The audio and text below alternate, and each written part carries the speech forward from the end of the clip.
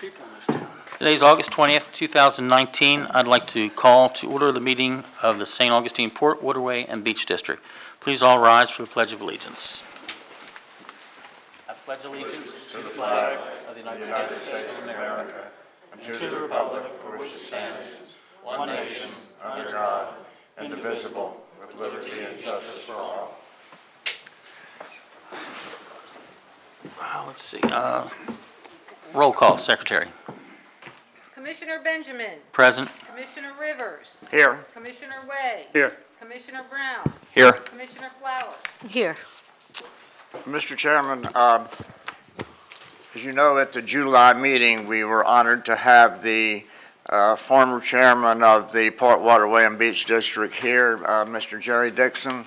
And as most of you know, just 2 weeks after he appeared at our meeting, he passed away. So I think it'd really be appropriate, since he served this board for 20 years, that if we all stand for a moment of silence in honor of Jerry. Let's do it. Okay.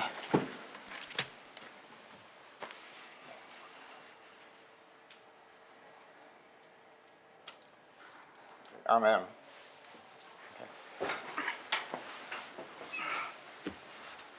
Okay. Secretary Treasurer's Report.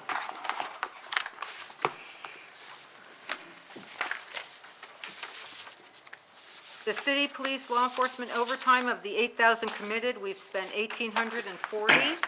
The St. Johns County Sheriff's Department overtime of the 20,000 committed, we've spent 7766. We have not spent anything on the maps. The derelict boats, we had 14,000 that we committed, we spent 9. I did just write a check to the city for 5,000, but that wasn't for derelict boats, that was for a floating concrete dock removal that we agreed to pay for a few months back. Let's see. Everything else is pretty much unchanged, so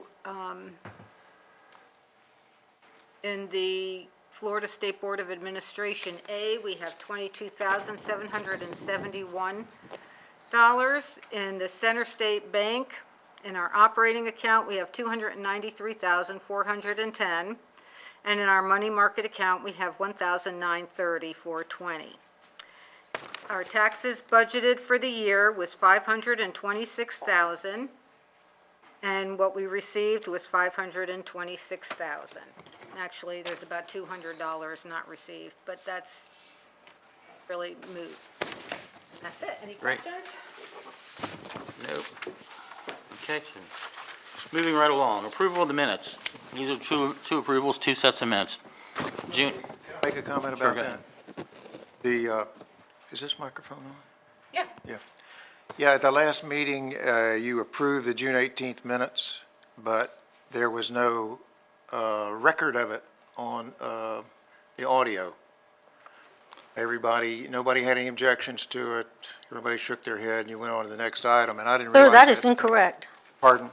They did not vote on it. That's why you don't find a record. We got a first and a second motion, as I Okay, told well, you. no. Can I finish? Okay, well, don't jump ahead. Let me Just finish. Let me finish. So, since there's no record of it, I want you to vote on it again today. And also the minutes of the special meeting held July 8th. What about last month's? They didn't make it on the agenda. July 16th, it's on there. Yeah. Is it on there? Oh, okay, all right. July 16th. So, June, July, and the special meeting Yeah. you're approving today, unless somebody has some additions or corrections to it. My question is, how is it possible that 2 meetings in a row that the vote did not make it to the audio? 2 meetings in a row. I'm sorry, I thought you just said 2. No, Okay, so we have 1, because the last meeting, we approved the special meeting and the July regular meeting. But you're saying that didn't make it to the audio? the approval, the agenda had on it last time the June meeting and the special meeting minutes. Okay. But the special meeting minutes were not available at that point. So what you actually voted on was June. But we did a motion to approve both of them. Yeah. But no vote actually took place. We just did the motion. So that's Okay. why I'm telling you, or But how is asking it that you- they don't make it onto the audio? That's my concern. Pardon? How is it this did not make it onto the recording? Because everybody just nodded their heads and it went on to the next topic. Well, can we do something about that and make sure we take an Sure, actual roll all call? it vote? requires is an audible recitation of the vote. The motion carries. The vote is, you can recite the number of votes, whatever, but it has to be audible. So that's why. So, sir, that's why I also- said we didn't vote on it. I didn't vote or shake my head. I never heard somebody call well, for I a vote. understood- Let's just I move heard a on and we'll motion. vote on it now. Well, it would just be nice if we don't make the same mistake again. We always vote Absolutely, audibly. Yep. absolutely. I agree, okay. Thank you. Okay, So there's all three sets there to be all approved. right, let's do it separately. Any changes or additions to June 18th, 2019 meeting? Okay, Mr. Chairman, I move approval. okay, I second it. Okay, all in favor? Aye. Okay. July 16th meeting, any changes or additions to that meeting? No? Okay. Then I'll make a motion that we approve it as it is. Second. Okay, all in favor? Aye. Okay. Special meeting, July 8th, 2019. Any additions, corrections, or anything on that meeting? No? Okay, then I'll make a motion that we approve that. All in favor? Aye. Aye. Second for that? Second. motion? okay, I'll second. Okay, second. Okay, Matt seconded it. Okay, all in favor? Aye. Okay, All right, thank you. I'm sorry for the confusion. all right, engineering report. Okay, for the May Street water access, I coordinated a meeting between DOT and Commissioner Flowers. That is set for tomorrow. And for Summerhaven, Friends of the Summerhaven River have been coordinating CO planting. They received 3 bids. Their lowest bid came in at $18,560. That's from Aquatic Plants of Florida, and I recommend they move forward with that company for those plants. Okay, I'm not sure if you need to vote on that or not, or if they can just keep moving forward with that. I have coordinated with DEP. The lady I have to talk to is out of the office. She'll be back tomorrow, so I'll talk to her tomorrow. okay. Is that something we need to vote on, Jim? Yeah, if you're going to approve it. We hold that vote until we have the talk about Summerhaven today? Because I'd like to talk about the FEMA money that we had to send back and such before we Rest spend. your question to the chairman, I think. Uh, Can we, It needs to be done. I think that they're on a time crunch with regard to that right now. No, I'm not talking about another Just a date. minute. I was Just a just- minute. I was Yes, trying to clarify my request, We sir. can, we can hold it, okay? We'll hold that until we get more into Summerhaven. Okay, That's it. yeah, okay. All right, government representative comments. Anybody from the government? Police? Keith Oak, St. Johns County Sheriff's Office. Here for Josh Underwood, if he's offshore right now, aiding in the search for the 2 missing firefighters. So a lot of your government agencies are tied up there today. Nothing new to report, no stats. I've missed a few meetings being on night shift. I don't know if you know, but a new full-time Marine deputy has been put in place at the Sheriff's Office. So the unit has grown by 1, which is a good progress for the Sheriff's Office and for the county. Other than that, nothing new. Great, thanks.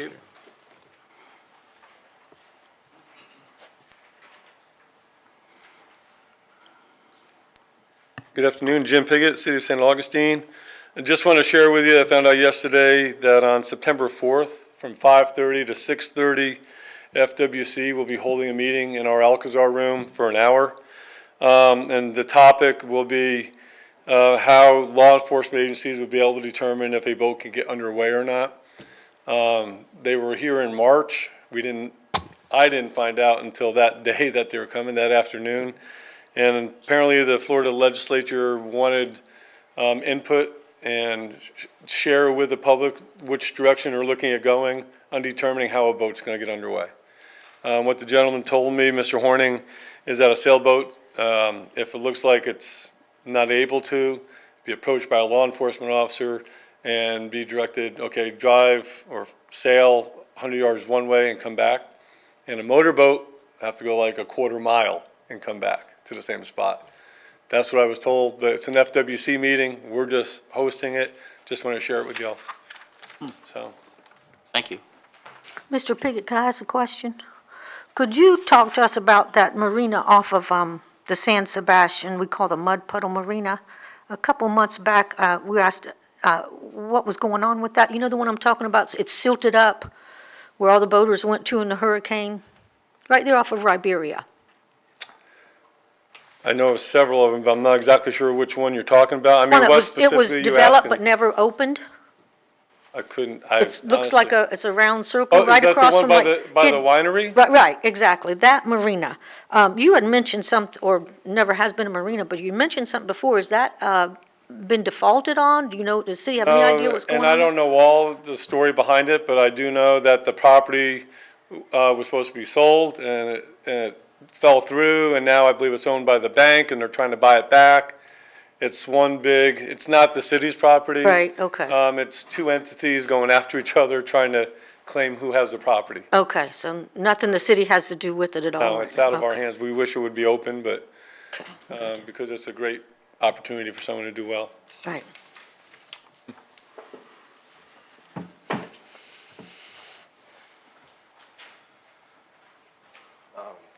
Teddy Meyer, St. Johns County Parks and Rec.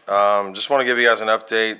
Actually, earlier today, the BOCC approved the Doug Crane project and the match. So permits have started essentially this afternoon.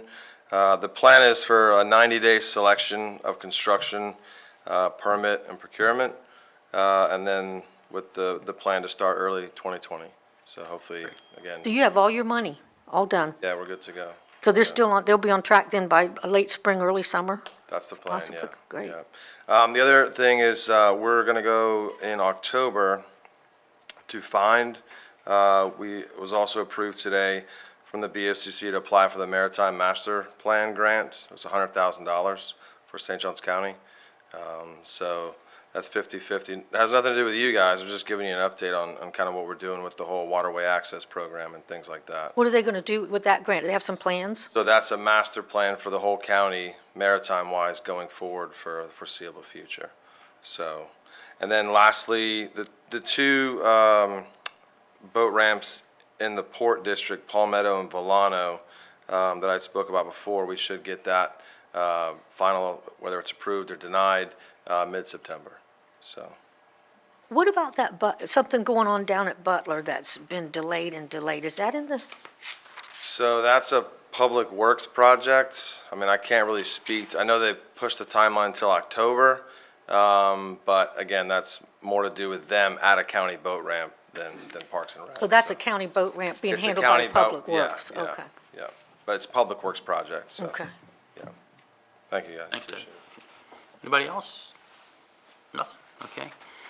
All right, let's see, we'll go on down to new business.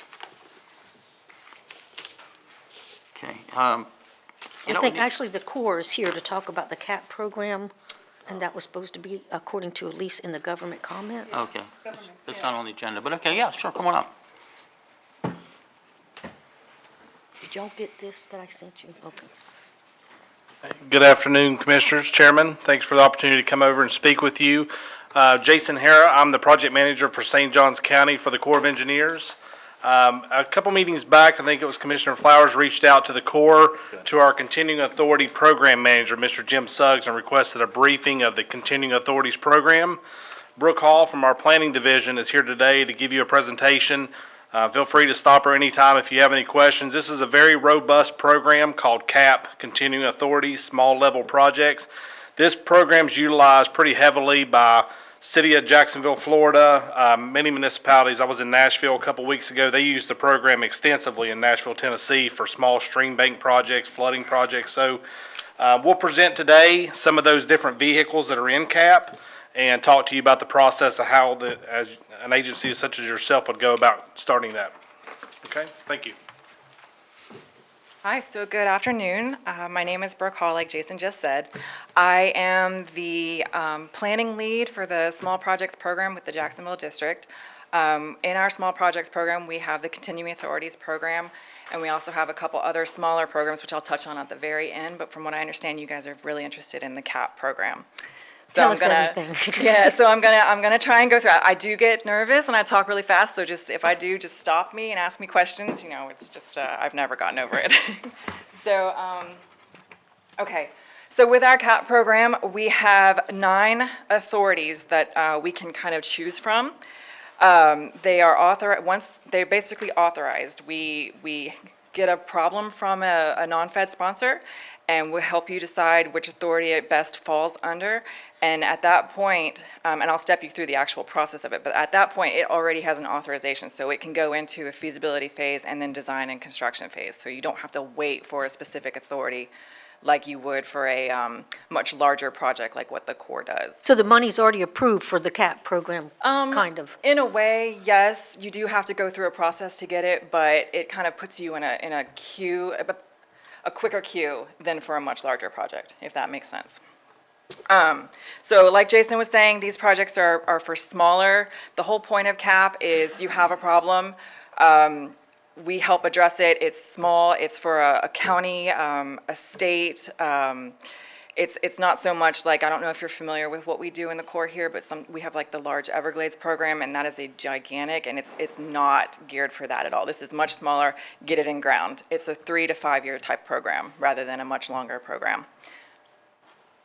So I'm going to walk you through the authorities that we have. The first one you're looking at here on the left is the 206, that's aquatic ecosystem restoration. This authority is intended to restore and protect aquatic ecosystems and wetland habitats. We have one of these going on right now up in Jacksonville, the Big Fish Weir Creek project that Jason is actually the project manager on. The section 1135, this is a environmental restoration project, and it is when a federal project has basically caused an environmental problem. So we did something and now we have to fix it, basically. We have several of these going on right now. Some of them are in the island of Puerto Rico. Some of them are down in Palm Beach County. So we have quite a few 1135s. Section 14s, these are emergency stream banks and shoreline erosion projects. These are when you have an emergency. So this is a project that is intended to move quickly. We get these done really quick. They have a lower funding level because it is intended to get out there and fix an immediate problem. We have quite a few of these right now down in Miami, Puerto Rico, right here in St. Augustine. St. Francis Barracks has one right now that we're working on, and we're about to submit that report for approval to start construction on that project to fix it. Could you repeat the one about St. Augustine? That's the St. Francis Barracks projects. Okay. Avenida Avenue, in the Avenida Historic Menendez? District. Yep, Menendez, yep, that one. What are they It's doing the over seawall there? right there. Oh, the seawall. In It's front of the seawall, they're in doing front stuff? of the JAG building. Oh. Yep.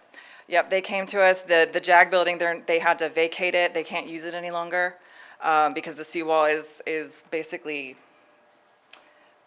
falling in. It's, yeah, so That we're- must be south of the new seawall you're talking about? Yes. Just south of the yes. new seawall? It's Okay. it's the JAG facilities, the Yeah. new seawall stopped right at the parade grounds, basically. And so that's okay.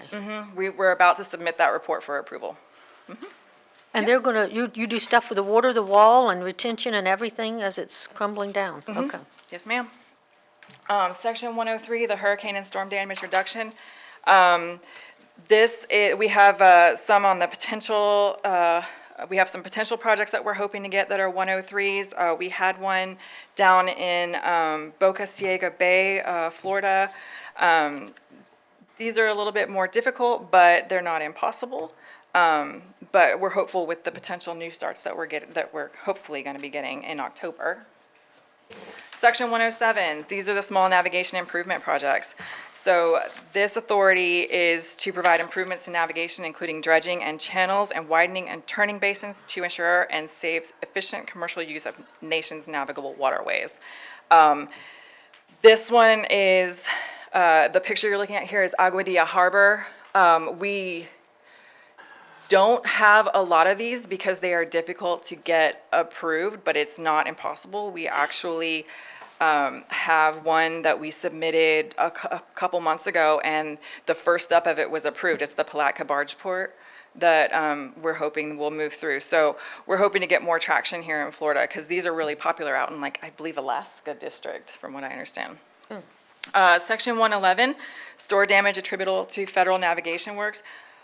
We have one of these that we are about to be starting off. It's the Fort George Inlet project, which Mr. Hara is the project manager for that as well. And we're going to be kicking that off in the next month or two. the section 204, which is beneficial use of dredge material. It just provides for the use of the dredge material on an existing federal project. The section 205, flood damage reduction, we have one of these right now down in Bradford Stark. It's called Alligator Creek. The non-fed sponsors the Swanee River Water Management District. These are difficult to do because a lot of times flood damage reduction becomes very pricey, but they're not impossible. It's basically fixing, it's not solving all of the problems, but it's fixing one of the main problems that an area has, you know. The next I'm going to walk through, so what you're seeing here, these are your federal project limits. So this has all of your authorities, and you'll see this authority kind of hanging out there. It's the 208. I didn't discuss that because that doesn't get approved. It's kind of it's an authority that they don't even use any longer. So we just leave it out there because it's technically there, but nothing ever happens with it. So just kind of ignore him. But the rest of them, these are your federal limits. So by federal limits, I mean you have on a section 14, $5 million federal dollars. On a 103, $10 million federal dollars. On a 107, $10 million federal dollars. And your cost shares is what you'll get down to when it comes to what the non-fed sponsors would contribute. And we can talk about that if you would like. So what I'm going to do now is I'm going to try to go slow because this is kind of the most important part. How do you get in our CAP program, right? So you have a meeting like this where we have a candid conversation about a need that a non-fed sponsor may have. We will help you kind of look into which authority we think your issue might fit into. And then the only way we can kickstart the process is you have to submit a letter to us, basically saying, we talked to your representatives, we would like assistance under your continuing authorities program. We believe it would fall under X authority. The issue is flooding, you know, whatever, and then just detail it just a little bit. Then that puts the football in our corner. So then we will respond to you, because normally you would send that to our colonel, and you know, it always trickles down, so it'll trickle down to us. We'll respond, get that formal response letter back to you, and then at that point, we'll say, you know what, we think they do have a problem. We'd like to do what's called a study initiation request, an SIR. The SIR gets submitted into our division office, and it's basically letting them know, hey, these people reached out to us. We really think that they might have something here, and we'd like to take a further look into their problem. And usually, our division office approves our SIRs. I don't think I've seen one not be approved yet, and it's basically just because they trust us enough, we have a good enough reputation, we're pretty good at letting you guys know, yeah, you do, or no, you don't have an issue here. So then they'll give their formal approval to us, and they will give us funding to do what's called a federal interest determination, which at that point, we take a little bit deeper look into your issue. We'll come up with some potential problems, some opportunities to solve it, maybe some, not necessarily an array of alternatives, but like a slew of possibilities that we think might help you out. We will submit that to our division office and we'll say, yep, there is some federal interest here. We do think they have a problem, and yes, they need our help. We would like to move forward with it. Our division office will then approve the federal interest determined, or if at that point we're like, you know, actually we made a mistake here, they don't really have a problem we can help them with, we'll submit a negative report and just kind of say, okay, our study initiation request was wrong. We made a mistake. That doesn't usually happen. So at that point, they will approve our FID, and then we'll have the money to start working on what's called the feasibility report. The feasibility report is what I lead, since I'm the planning lead. It is the report that goes up to our division office for approval to construct the project. And you know, the Corps has a process that we have to go through, so I will lead the team through the process. And the team is comprised of multiple disciplines from the Corps. You know, you're a hydrologist, you're economist, depending on the authority, your environmental team members, cultural resources, a whole bevy of engineers, costs, all the, and then the non-Fed sponsor can participate as much as they want to. The island of Puerto Rico, they tend to not want to. They kind of put the football in our hands and just let us run with it. Whereas most of the Florida non-Fed sponsors, they want to actively participate, and we encourage it because y'all are the experts on the ground here. So we love it. And so we will write up the report. Our reports also include a NEPA document, so it goes through the NEPA process. So it will have an environmental assessment associated with it to assess the impacts of what we're suggesting in our report. And then once everybody's good with what we're recommending as the solution to your problem that you came to us with, we will submit the report up to our division office, and it'll go through a series of reviews to make sure that, we didn't make any mistakes. Everything has to be reviewed. But then at that point, division office will approve it, and then we will go through what's called we will move into the design and implementation phase, and we will sign a project partnership agreement, which basically says, yes, we're all good to move into the construction phase, and we're okay with whatever cost share the authority has based on it. And then we'll move into the construction of the project. We have about 6 projects right now that we've moved into design and implementation phase. 4 of them are supplemental, and supplemental funded, the hurricane disaster relief funding, and 2 of them are regular appropriation funded. So we're burning and churning. We've got multiple reports going on at the same time right now, and we've got multiple construction projects. Once the project is constructed, then we would turn it over to the non-Fed sponsor. And if there's any operation and maintenance type of activities that need to be done, that's when y'all would assume those responsibilities. It all depends on the authority, which would all be discussed during the feasibility phase and agreed to and laid out. But then at that point, it's done and it's yours. The CAP process is about a 3 to 5 years from start to finish timeline. Can I ask you a couple questions? Yes, ma'am. What if these different authorities in here, what if we qualified for more than one, say navigation and storm damage reduction, shore protection? What if we had all kinds of things going on? So would this be one issue that you're thinking applies to multiple authorities, or would it be multiple, locations with multiple issues? Personally, in the district, I was thinking about Summer Haven, and this possibly being a saving grace for them, which, looking at this, they have multiple things here that it would touch upon. So we're not allowed to bundle authorities. Okay. But what we would do is in the discussions with you, we would decide which one it falls best under.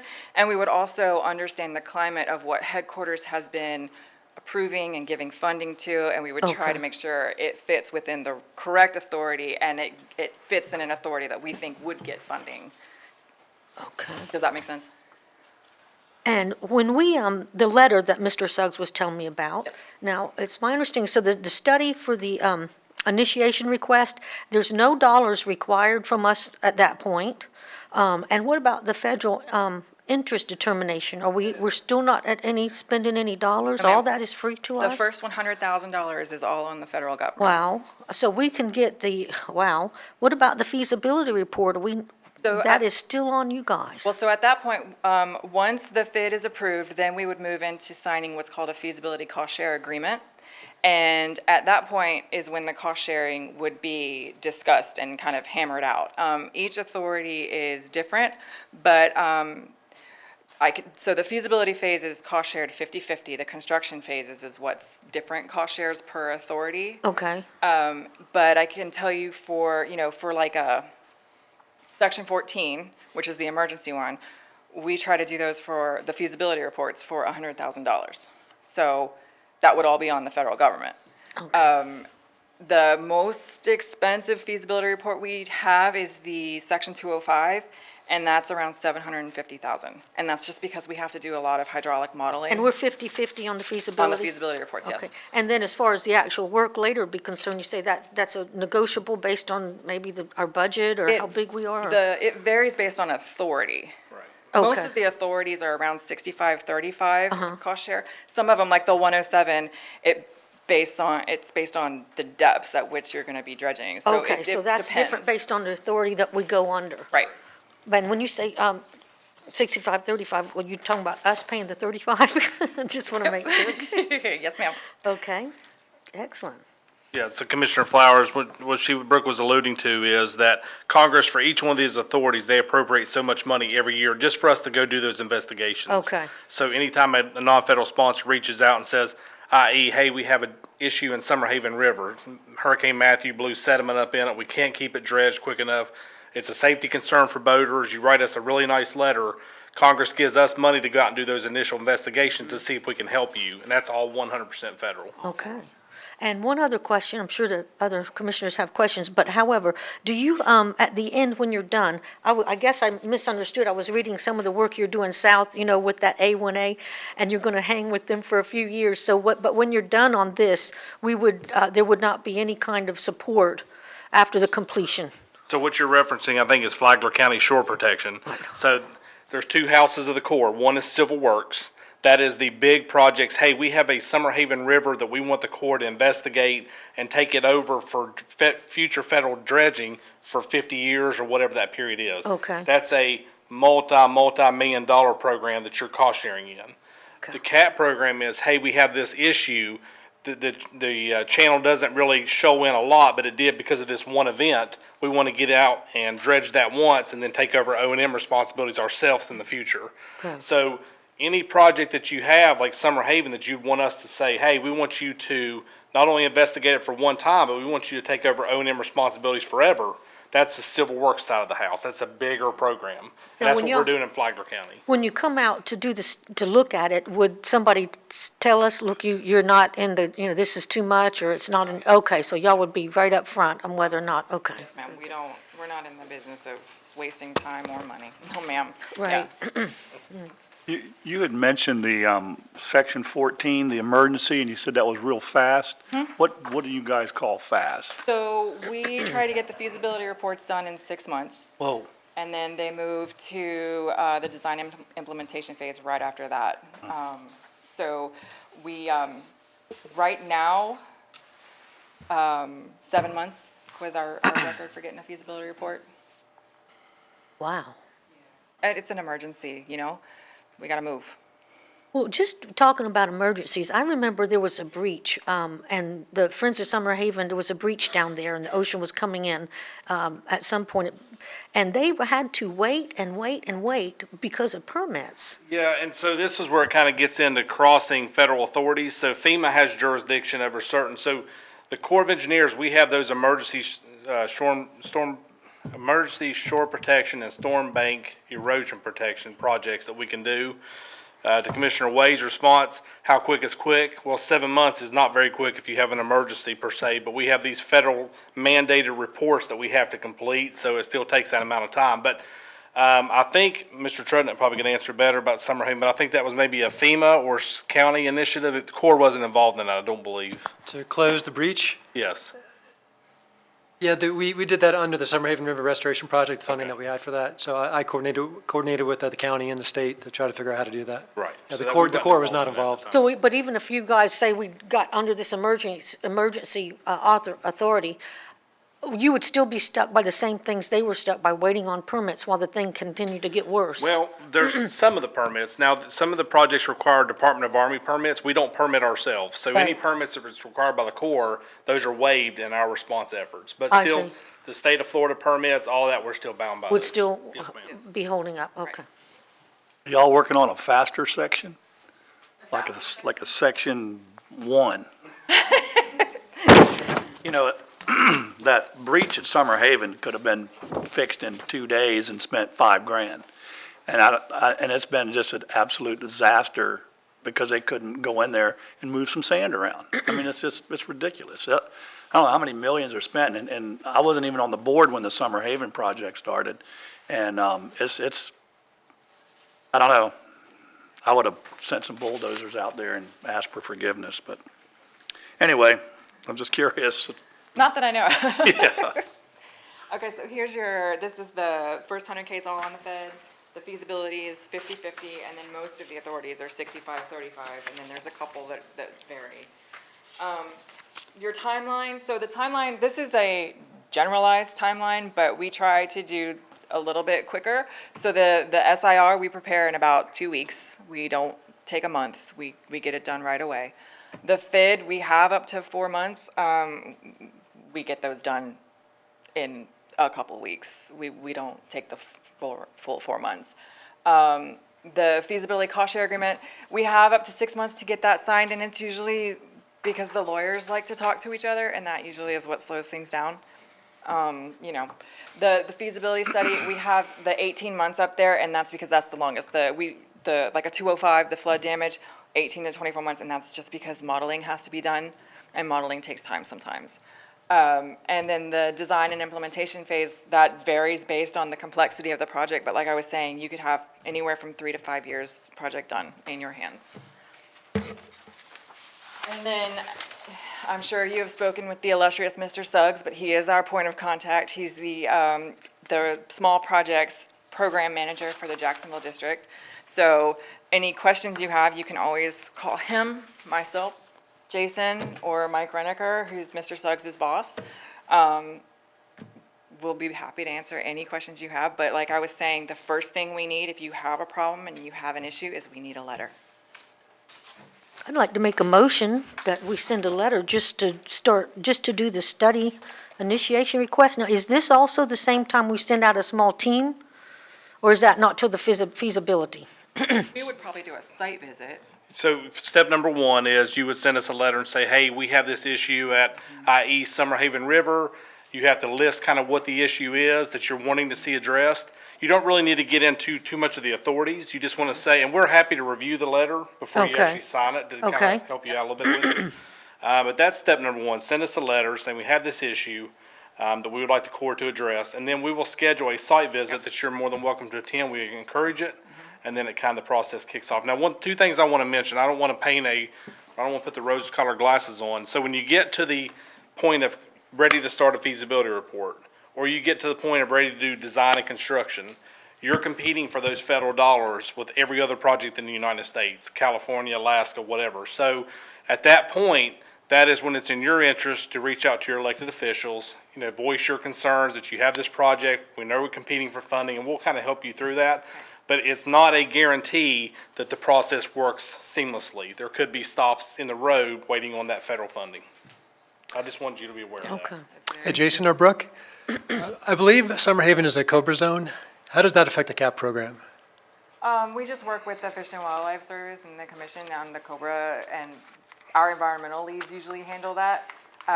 The Fort George Inlet project is actually one that has that situation as well. We have it in Volcano Beach too, so there are limitations on federal funding expenditures within COBRA zones. There's been some recent policy that's been addressed with Fish and Wildlife Service to say that we actually can cost share in COBRA zones, so we just have to look at that through the initial study. So that would be done in the SIR, all three? Correct. I'd It like, would definitely be identified as something that needs to be handled during the feasibility phase for sure. okay, okay. Yes, ma'am. I'd like to make a motion that we just send a letter to see about getting a study request. I'll second that. All in favor? Any discussion? Are we going to pick a particular project or? Let's see, 107, I believe. isn't it? 107? Actually, Mr. Suggs sent us a copy of some sample letters. Yes, ma'am. And if we use that, and then it sounds like they would probably choose the most appropriate authority. Right. So we don't have to choose Yeah, an we don't have authority to. right up front. Okay. We can help that. And we do have some sample letters that we could, And like Jason was saying, we can help kind of walk you through it too. okay, send you a copy. Okay. There was some discussion earlier about the San Sebastian River also being a possible spot for a project like this. Is that right? Well, I think, Mr. Jason, you said that the San Sebastian is a Army Corps project, the dredging of that? Our commercial You have a corps? 50-year approval or permit on it or something like that. I'm not the project manager for that. It may be Shelley Trulock, Mike. I'm not sure. Is that tied with Find or on the San Sebastian? Are you talking about where I said the O&M dredging, my last briefing? Right, yeah, just to. There was work done in the 1950s there to dredge that, which does gives us the opportunity to go out and do new surveys and dredge it. I don't need any letter for that. If you think, typically the way those work for an operation and maintenance, if boaters are expressing a concern, they're having issues in that area, you can always call me on that and say, hey, we understand this is already a federal project, go out and do a survey. But typically, we don't waste those federal dollars unless there's a problem. And we haven't, I mean, I've been here 16 years, nobody's ever asked me to do a survey of it, but that don't mean we can't. I just need to know that there's an issue. We have constant complaints. if you listen to the VHF, you hear people hit the bump, they just turn around, we're not coming back. I mean, it is a constancy of complaints. So under a separate email, you just email me directly and say, hey, we understand the Corps has a project in San Sebastian. We're having these issues. Please go out and do a survey, and I can do that, and I'll share the results. That is not cap. That's a separate Would that thing. cost us any money just to have you do the survey? No, Could I make a motion that we have the survey done while we have Mr. Jason here? I'll second that. All in favor? Aye. Aye. Aye. We need to vote on the letter to, Yes. for Summerhaven Oh, as I'm well. sorry, we didn't do that. No, we didn't. So, Okay, we had a motion. and a second. And a second, and now we need to vote. All in favor? Aye. Okay. Okay. Thanks. And again, just share us the draft letter, send it to me, and Mr. Suggs, you have his email. Okay. And we'll help you craft the language on it to make sure it reads right, okay? Okay, Thank you very much.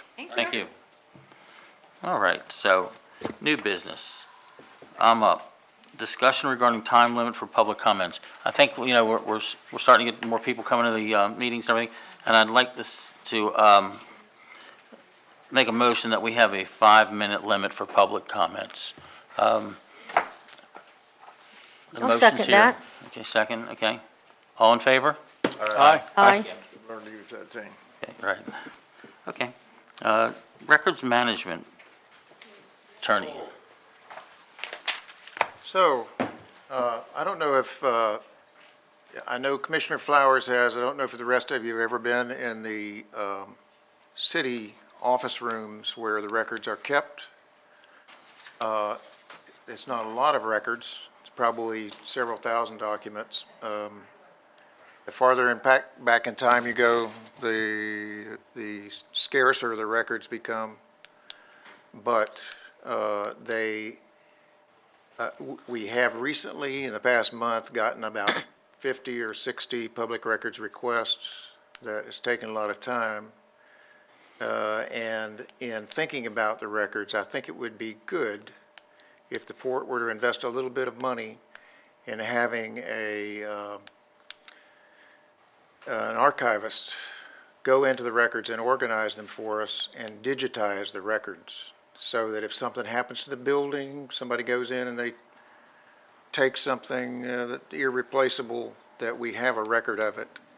And also, digital records can be accessed easily from the website if there's a collection of them.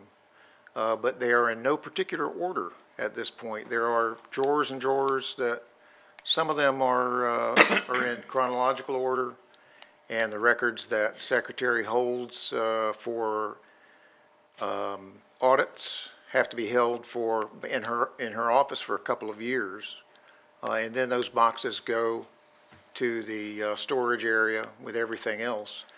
But I would like to contact the Bureau of Records and get some help organizing those things, and with the goal of getting them digitized and available online, so that if somebody wants to spend time searching through the records, they can do it from the comfort of their own computer. And because the port does not have employees, all you have is 3 contractors, and when we get barraged by dozens and dozens of public records requests at one time, I have to stop whatever I'm doing, and so does Ms. Kemper, and respond to those things, because we're required to respond to it by law. So it would be helpful to us, and I think to the port going forward, and to the public, if you were able to spend some money getting those things into proper shape. There are a lot of old books that are minute books that are typed on an old-timey typewriter or handwritten, and those things are irreplaceable. And there should be some kind of digital record of every sheet of paper in there. And in my line of business, we copy stuff all the time. It's once it's organized, we can have a copy service go in there and scan everything. Just scan it page by page. However it's set up, they can scan it. And my hope would be that an archivist would be able to make some sense out of the organization so that if somebody wanted to look at some particular part of the records, that they could either isolate the time period they wanted to do it or the subject matter, and it would be possible to have those things available 24 hours a day online so that people could look at them. What if we looked at the possibility of going back a couple of years or to some point rather than all the way backwards and just go forward? Have you ever been in there? No. Well, there's not much. It's not that much. Well, I mean, it goes back to 1937, I mean, but there's a minute, minute Yeah, yeah. from there. Just a few pages. Yeah. But that's like, and I'm not required, records management seminar that I went to keep, I have to write down, but I have never destroyed a record at all. Well, no, and in the interests of history, here No, we I are in never- St. Augustine, never, nobody no. destroys a record. No. But, Well, We had, a few months ago, we had an archivist in there looking for records from the Corps of Engineers regarding the bay and the channels for litigation purposes. So, there are uses for them. And 1937 is a recent history around here. So, and there's just not that much. I don't think it would be that expensive, but we can figure it out. We can find out. And I would like to be able to go to the Bureau of Records and start inquiring about how to do it and how to get help. I'll make a motion to do that, to at least look at what's involved Second it. and digitizing it. We could find out about the cost Yeah, and just report about the whole thing. I'll make that motion. Okay, so, Tom, you second the motion? Yes. Okay, all in favor? Aye. Okay, good. Good thing. I'll do that. I'm curious about one thing. I know that there has been a barrage of requests recently. Has this cost us a lot of money? Cost some money, sure. A lot of money. Well, it depends on what you say. Is a lot. It costs several $1,000s. How much? Several thousand. Several thousand, yeah. If we had an employee that did that, that wouldn't cost us that much well, money. actually it would, because you'd be paying for payroll taxes, you'd be paying for unemployment That'll be just fine, taxes. ma'am. I'm more than happy that we need an employee for this Such a port to small- perform oversight, not just independent contractors. That's just my opinion. Yeah. We have no oversight of our contractors whatsoever right now. Well, you have an Well, we have employee. an auditor that oversights, as far as I'm And- concerned, for me. The audit, okay, we'll get to that later. All right, moving right along. Sandy Flowers says, motion presented to the board regarding questions to the State Attorney General. Okay. Okay, you're up, Sandy. All right, those were a few questions that you guys saw. Do you have any questions about those that I sent to you for the agenda? Can you read them to us? Well, the first one was, can we ask the Attorney General if it's okay to spend tax dollars without any government oversight using just independent contractors? Is it okay? I'd like to ask the Attorney General if we can, if the contracts for the Secretary Treasurer, our legal services, and our engineering can again be no staff to perform any oversight upon them. We authorize contracted secretary to both write the checks and do the accounting on the checks. Now, this is in the auditor's report, and I've been in the office. It's been in the auditor's report every year, year after year. Let me finish, please. And the auditor states there is a conflict of interest when the person who writes the checks does accounting for the checks, and that's why I would like to ask the Attorney General, is that legal? Matter of fact, our charter says that the office of the Secretary Treasurer has to be elected each year. Have we ever done that? Elected by the board, you mean? Elected by the board. And our, By not the board. Well, well, I didn't elect you when the board changed in November. There was no elections. Matter of fact, in November, we just elected the vice chairman. depends on their contract. I'm sorry? Their contract is annual. 3 years. 3 years? The 3 years. Right, the charter requires that we elect the Secretary Treasurer each year. Okay? I'm not aware of that, but if. Well, it's in the charter. You can if they just have check a- it. If they have a 3-year contract, the board has decided on 3 years. They signed You can't violate the charter with a resolution. Well, I'm not going to argue with you. All right? They have- You're asking me they to have a explain my contract. questions to the Attorney General. Okay, so the conflict of interest that exists there. Can Can we delegate our record keeping to an independent contractor, which is right now, again, Ms. Elise is our record keeper, again, is not an employee or an official. Now, if it was a company that was legally out there doing archiving and that was their business, keeping records for government departments, that would be something. But right now, all of our record keeping is being handled by a contractor, not an employee or an official, which is required by the Sunshine Law. And the last question was, are we allowed to have our commissioner serving on the board without the required bond that is delineated very carefully in our charter, the public service bond that is in our charter? We have 4 members serving without their public service bond, and they're doing so with our legal counsel's approval. I would like to present that to the Attorney General. And that's the last question. So the Counselor? motion is, I'd like to make a motion that we send a letter to the Attorney General asking the Attorney General's opinion on these important questions. Well, Commissioner Flowers, we should have received this in writing. I did. I sent it to her a week ago. Send it to all of them. And then they tell me they don't get this stuff. We've been getting so much email that it's easy to get lost. That's what they I said mean, to me, we- Elise. I'm sorry. I sent it, you know that I sent it to you. Forward everything. This is what, and then they give me the comments that they never get this. No, we got that last week. Okay. Mr. Well, then I Betzel? did send it to you ahead of time, Tom, over a week ahead of time. Yeah, can I throw in my 2 Sure, cents go here? ahead. I can answer all those questions, but So you don't you've like- answered the questions I already. know, I know, That was I know, gonna be I know. my- Just let me talk. I'll bring you into it. I've answered all these questions, but the questions remain. They're not questions that the board has to ask. You yourself can write the Attorney General. Commissioner Bliss used to write the Attorney General with his questions. And you can do the same thing, and the Attorney General will respond to you. You don't have- Actually, the verbiage is the Attorney General may respond to Well, my experience departments like is that ours. when an elected official writes the Attorney General's office, they get a response, and you will get a response.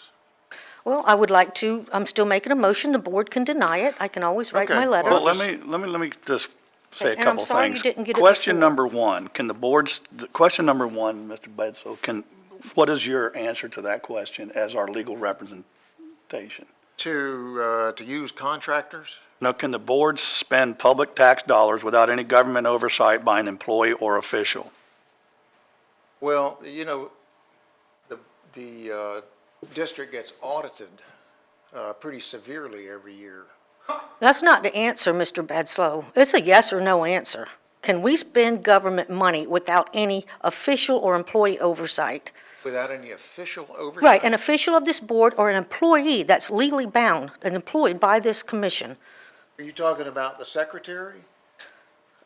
She would not be an employee, and she's not an official. She's an independent contractor. The district is able to spend money as it votes to spend money, as long as the expense is within the charter. The mechanics of how the money gets spent have to meet with the oversight of the auditors, which ours do and always have.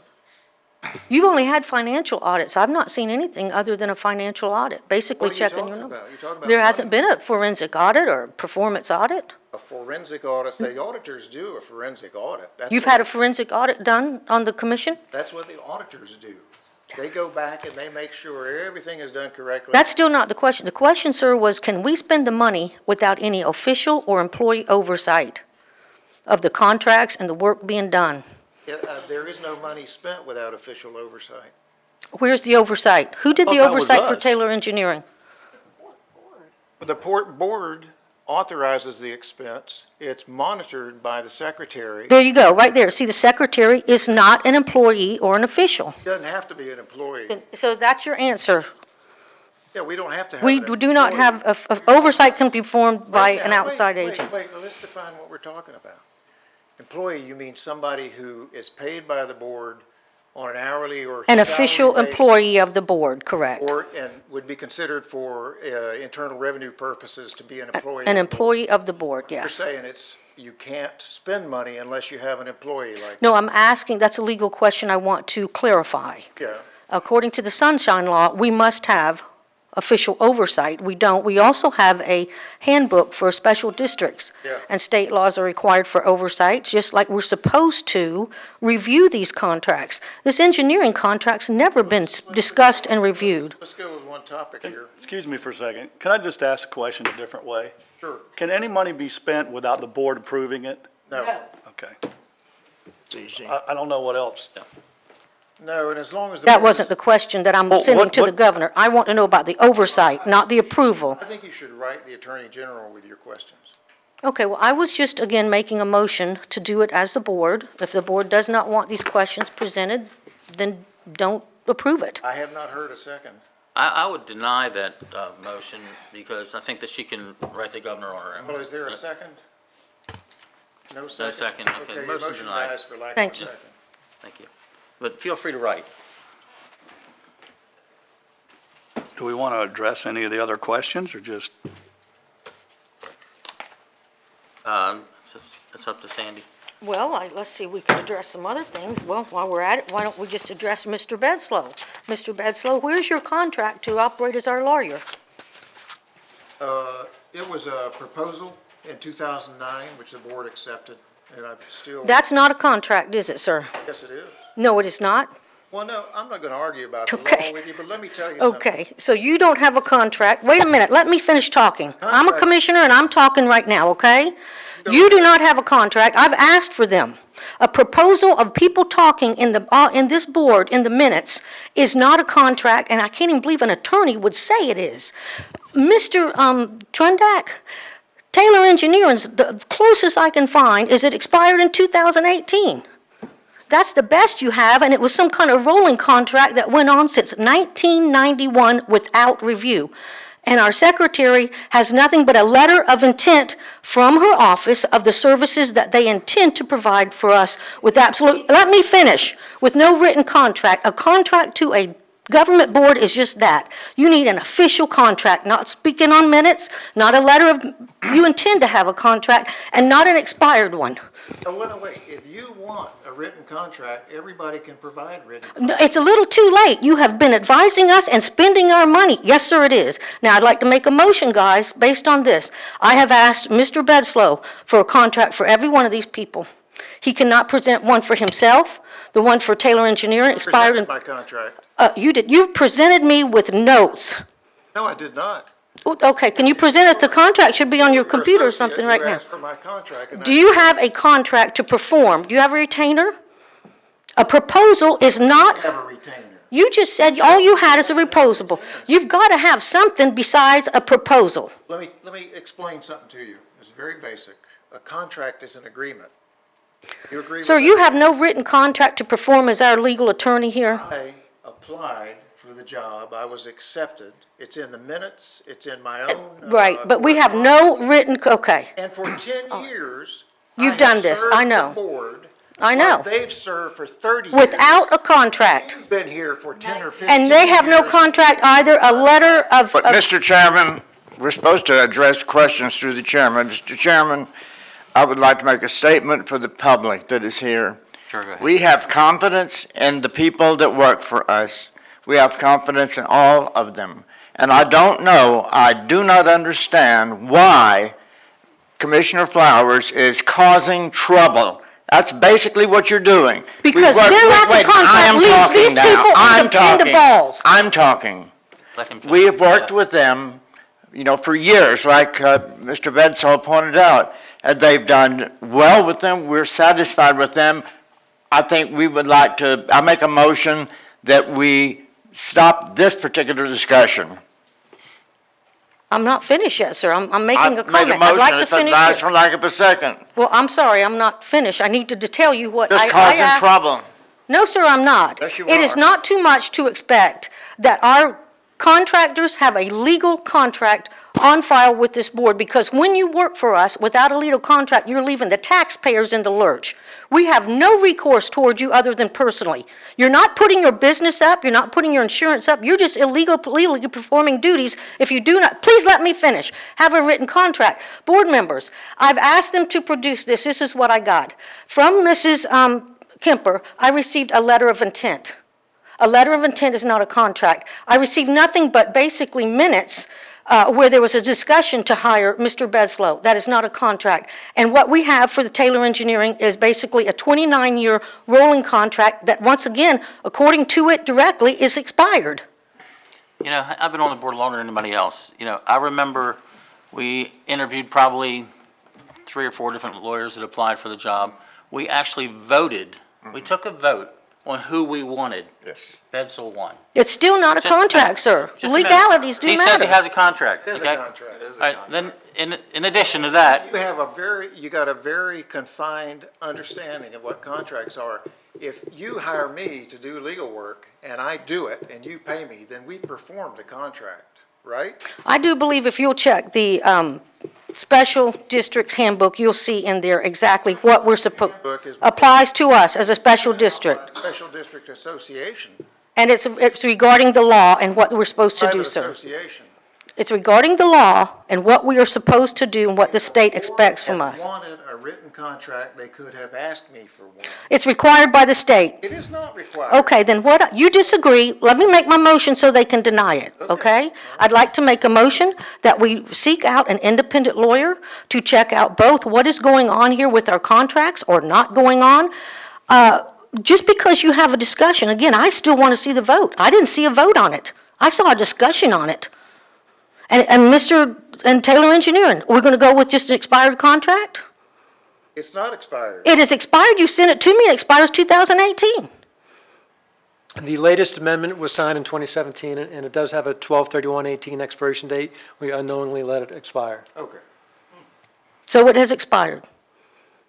So but there's. And the other one for our secretary treasurer, who's writing our checks and doing our accounting, has nothing but a letter of intention with no contract followed up. These things are important. So I'd just like to make a motion that we hire a lawyer to look at what we have here and discuss it, see what we can do to go forward to make everything legal. additional expenditures, I don't feel it's necessary. And I personally would deny the motion. It's, does anybody want to second that motion? Motion denied. Okay. Anything else? We're going on to the next subject? Uh, Yeah. I got a pad here. Summer Haven. Pardon? Sorry? Yeah, we voted on it already. Yeah. Okay. Summer Haven, Commissioner Flowers. Summer Haven, can we start with the FEMA check? Where's the Whatever you want. $92,000 now? To the bank. Believes that you're returning that $92,000 to FEMA. Is that correct? All right, they requested. So, Mr. Bedslow, when you said they did not want their money back, you were incorrect. Once again, FEMA No, wanted their ma'am, money back right away. No, ma'am. And You're again taking things out of context are you sending FEMA the money back? to me. That's a Let- yes or no answer. let me Are you explain sending it the to you. FEMA the money back? Let me explain it to you. The last meeting, FEMA had not requested the money. FEMA had not granted us an extension. They sent you a disqualification letter. They never requested the money. They sent us a check. And I sent an inquiry to them, asking them, do we keep the money? Do we not keep the money? The letter says you can't have it, the check comes in the mail. They agreed that that was a genuine, confusing issue, and they granted our extension based on that, based on my letter, and told me that the Department of Emergency Management, Florida Department of Emergency Management, would be sending a request for the check after the last meeting, after my conversation with them. So they never had asked for it. They sent you a disqualification letter, though, correct? FEMA did. That's The check- correct. The check came from the state of Florida, a different Right. agency. The Department of FEMA for the state of Florida. Two different agencies. Okay, but one of them works for FEMA. They work together, is this FEMA correct? sent a check. Boy, I tell you, I've never seen you go around a circle to get to an answer again. Are we sending the $92,000 for Summer Haven back? Yes, as Okay. long as the board approves it. Let's go ahead and do that then. And I'll finish on Summer Haven. That way we can know, is the money going back or not? Said it twice, that it was. When you first asked them, they said, Elise said that the money is going back. Right, so, but Mr. Bedslow made a special attempt to let me know that FEMA had not asked for their money back. Wait a minute. when in fact they had sent us a disqualification letter that I can read and basically intimates that you're not going to keep the money. And in fact, we're knowing right now we are sending the money back. Now, wait a minute, I'm not finishing. Don't interrupt me again, please. You also did not meet your August 4th deadline for the appeal for the FEMA money. Calm down a little bit, okay? Let's get some decorum here, okay? Okay, I just need answers, not going around a We'll cursor. answer you, but Okay. you don't need to yell. Well, okay? if you would listen and not misrepresent the facts. I read everything that was sent to me from correct FEMA. answers. And you're sending the money back after telling me you didn't have to. Do we have to send the money back, Mr. Bedslow? No, let's clarify. I said they had not asked for it back, and that was at the last meeting, and they had not asked for it back. And then I wrote them, and they didn't ask me. They responded finally to Secretary Treasurer Kemper and told her they wanted the money back. But they did grant us an extension based on my question. Right, and I saw the extension which said that you have basically, again, the appeal date was August 4th, which came and went. The appeal was not filed. Time ago. I wrote them a letter in July. You let me finish, I'm talking now, okay? Well, you are wrong. Well, you can disagree with me, but right now I'm talking and I can prove everything I'm saying. Y'all can sit up here and say you're wrong all day, but will you please stop and let me talk? You go ahead. I saw a letter from July 19th that you sent, it was to clarify. When our appeal was due August the 4th, you waited till July 19th to send a letter saying, I don't understand, let me finish. We got a check and we got a denial letter on the same day. So would you clarify? Now, that's not the same. For some reason, you decided to miss the appeal date. I'm not finished. You missed the August the 4th appeal date, waiting on your clarification letter. So if it could have come down, we just missed the date and it's all over. So when they responded to you, they said, Mr. Bedslow is going to get those appeal papers in there ASAP. For some reason, you seem to think that's the middle of September, which I never saw on the FEMA extension. It was you were going to get the letters in there ASAP. Have we filed for an appeal of that $92,000 as of this date? Yes. So the appeal has been sent to FEMA. The letter I sent was considered an appeal. That was not an appeal, that was a letter of clarification. Look, I spoke. They're waiting on Mr. Trunduck to send them the engineering. No, you answered this question. You just said we sent a letter of appeal. There was no appeal language in it at all. It was a letter of clarification. My question is this. Has our engineering firm sent in a letter of appeal which would refute the reason FEMA kept our money or asked for our money back, the $92,000? Has that important integral information about the insurance policy or the inspections been sent to FEMA yet that was due August the 4th? No, because it's Okay, that's enough on that, okay? I make a motion, we send the check back. I second it. Okay, all in favor? Yeah, we better. Done, that's it. Sandy, you gotta stop these tangents. You go on You these know, I'm tangents tired of there. y'all. You don't want to do anything legally. You want No. to serve illegally. You want to spend the tax dollars You see, you're on illegally. another You have a lawyer that constantly tells you You're things on are another- You're on wrong. another tangent again, okay? So, next. What, your All right, Summerhaven. I'm not Let's go to finished with, I'm Summerhaven. not finished with Can Summerhaven. I clarify something here, just for the record? The appeal date, we filed a letter of appeal. The attorney for the Department of Emergency Management called me and said they were accepting the appeal, they wanted it supplemented. So we're going to send a supplement. We already have 60 days of appeal time, and we're working on the response to the appeal. I did not see that 60 days, sir. Can you send me that? Because the last thing I saw from FEMA is you were sending it I'll send you ASAP. everything, and you've got everything already. Okay. It is not in what I've received. Okay. So they're going to allow us 60 days to supplement our appeal, and then it goes to FEMA. We're working on that now. So we have not sent an appeal in yet. We sent an appeal, and we're going to send a supplement. You sent in a letter of clarification with no appeal information. So when is the information Wait, I going to said come? we're gonna stop All this. right. We already voted Let's on go it, back to okay? Mr. Brown then. My next question to Mr. Brown, because he was working on the Summerhaven contracts.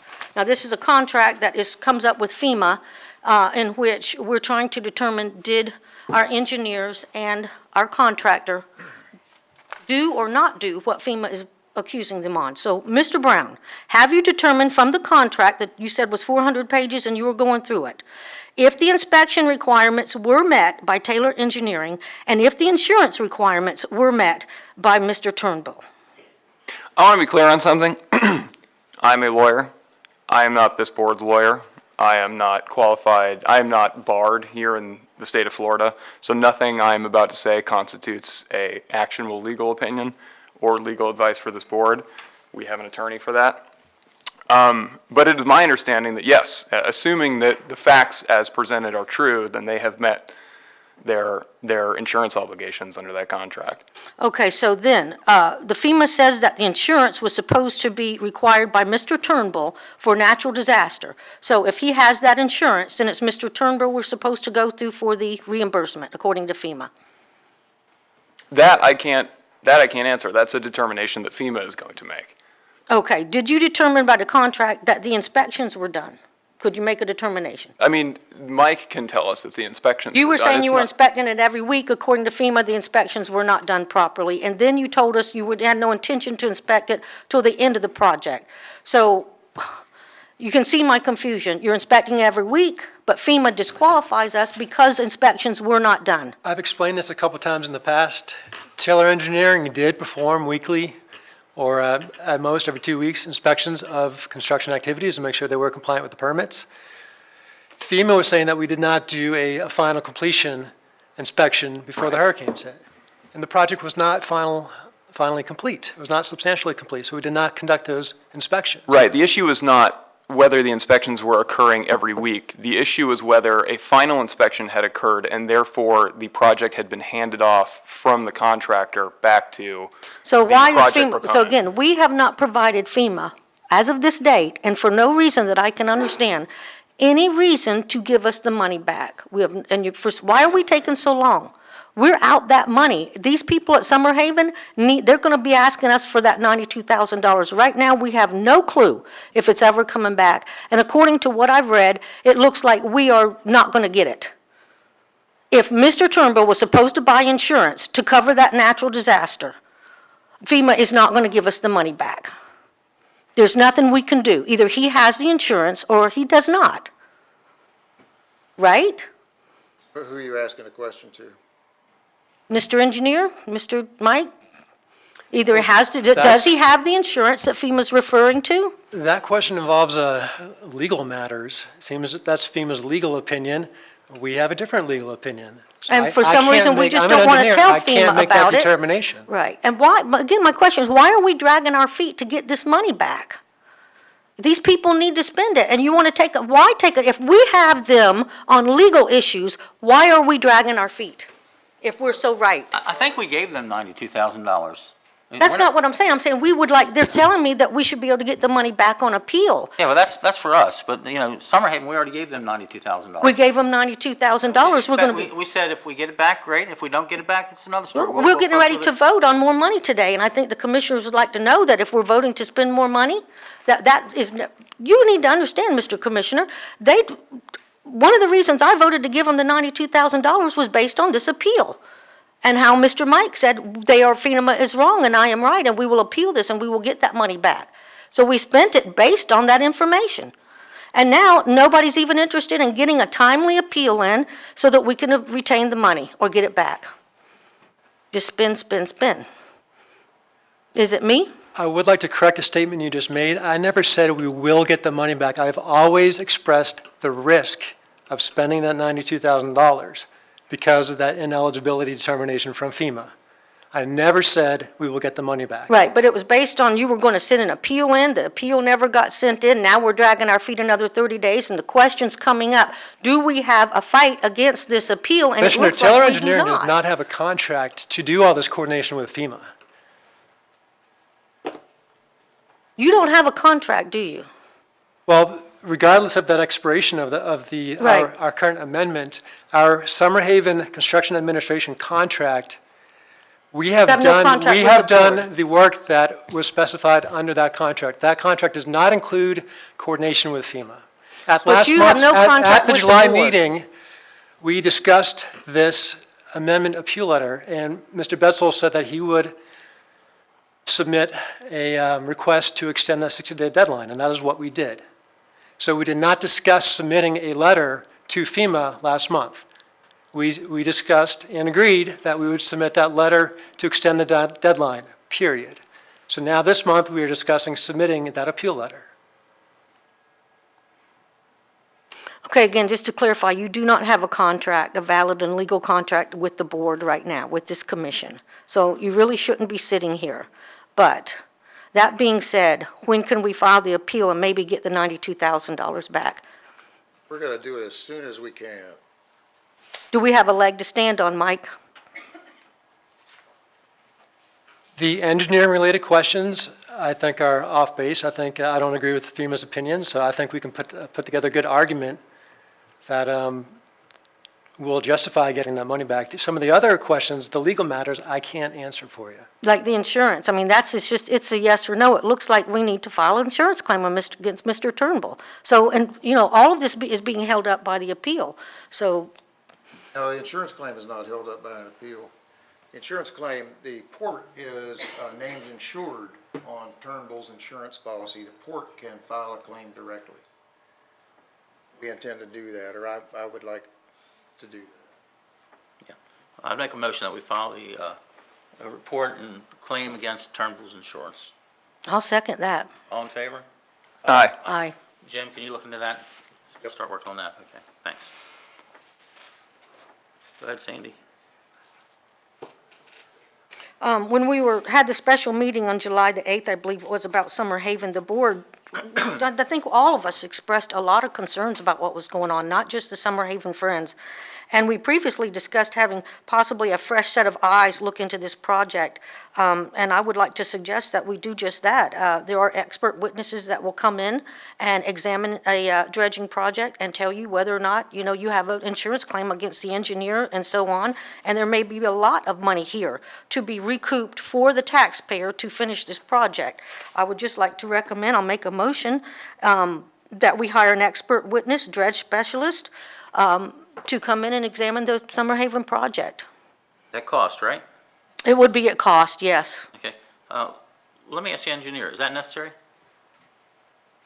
I don't believe so. Okay. Then I personally would say. No, you know, Mike, you were the one that agreed to, Motion. you agreed to having a fresh set of eyes at that meeting look upon it yourself. That's where I got the term, was a fresh set of eyes. Wasn't there an So- independent company that went ahead and measured whatever they had to do there, take the measurements from the As-built depth? survey. The as-built survey was conducted by a licensed, Florida licensed Right, surveyor. who was a subcontractor of Turnbull Environmental. That doesn't mean there's anything. It doesn't wrong mean with he's lying, but all we got from the whole thing, sir, was a certain amount of truckloads were taken from the beach. That was the extent of our scientific research as to how much sand was moved. Let me admonish the board, don't accuse people of things that you have no facts to back up. It is possible for the board to be sued for libel. It is a fact that he is a subcontractor of Mr. Turnbull. That is a fact. Until, well, that doesn't mean anything. That's all I said, so why are you correcting me? Because your implication is, and your statement has been, that it was unreliable because. I would say, yes, that's a little too close for me, and I would think that when I say that, the board would say, ooh, it was Mr. Way who actually asked Mr. Trunduck, who does the as-built survey, and he admitted on public record, well, it is a subcontractor of Mr. Turnbull. It's too close.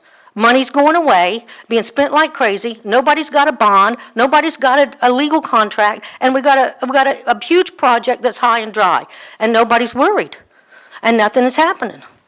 If you would like to hire another surveyor to get out there, the survey is probably going to be on the order of $25,000, $30,000 ballpark. To do this right, we'd have to go outside of this area and do a dredge specialist. There are people who do just this because apparently there's so much corruption in the dredging business, I had no idea, that there are expert witnesses out there in different states, et cetera, that will come in and look what has happened to you. Chairman, since this is a money item, why don't I suggest that Commissioner Flowers get an estimate Okay. from an independent person, bring it back to us at the next board meeting. Okay, We can do that, that's fine, sure. okay. Okay, so we'll move on from that one.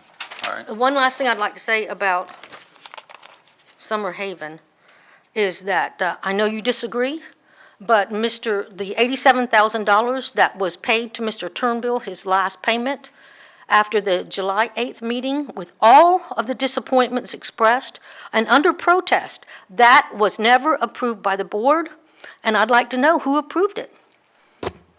It was never approved by this The board board. approved it when they approved the No, change they order. approved, just like right now, we gave $92,000 for the Summer Haven project. When they go to spend that money, we are still asked today to approve that. There has not been, let me finish, please. You need to let me finish my sentence so you can answer me fully. And the finishing of my sentence is, now you've got me to where I've forgotten it because you can't let me finish. Please do finish. Spent $87,000 without board approval. It was illegal. No, it was approved. I know, you think it was approved because our engineer said it was a good job, so that $87,000 of tax dollars got cut by our secretary without the board ever voting on it. The Send me that information, please, of when we approved the $87 specific check. I can read the minutes. The board approved the change order. The change order required the work. And then the disbursement of the funds. The work was done.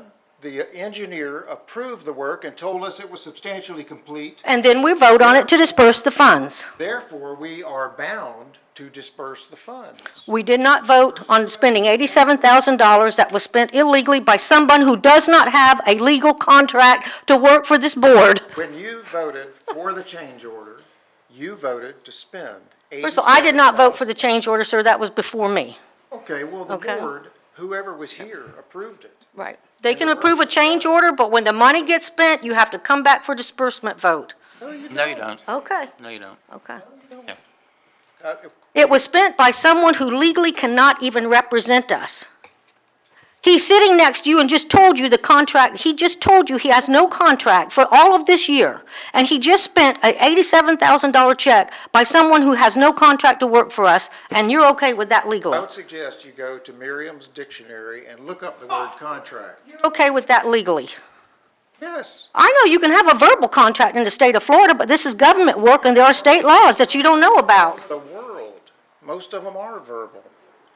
Most states do not have Florida is one of the few states that still All right, allow let's a move verbal on from that. contract. Let's move on from that. Is there anything else, Sandy? All right, hold on. That's just, While we're discussing Summer Haven business, maybe now would be a good time to vote on the Right. COAT. Yes. I would move to approve disbursement of those funds, or $18,560. $18,500 for Yes. COATs. I'll second that. All in favor? Aye. Aye. All right. everybody vote Please for it? register my vote as a no. Everybody vote for it? Yes. Please register for my vote as a no. On the COs. Voted for that, Commissioner Flowers? I voted no on that because of the draining of money, and that project was never supposed to cost this board a dollar. So everybody, Everybody but me voted four in yes. favor and one against? Correct. Okay. Thank you. All right. Is that it, Sandy? That's for Summer Haven. Okay. Okay. Public comment. This is where anybody in the Oh, public. I'm sorry, what about the pump-out boat and the 40 unused mooring balls? I don't see anything on I there think about that's the public. comments, that's just under comments by commissioners. Yeah. I don't see anything about that, but we can talk about it. You want me Anyway, to do it now or in comments? well, public comment first, and then Okay. comments by commissioners. Public comment. This is where anybody in the public can come up and talk.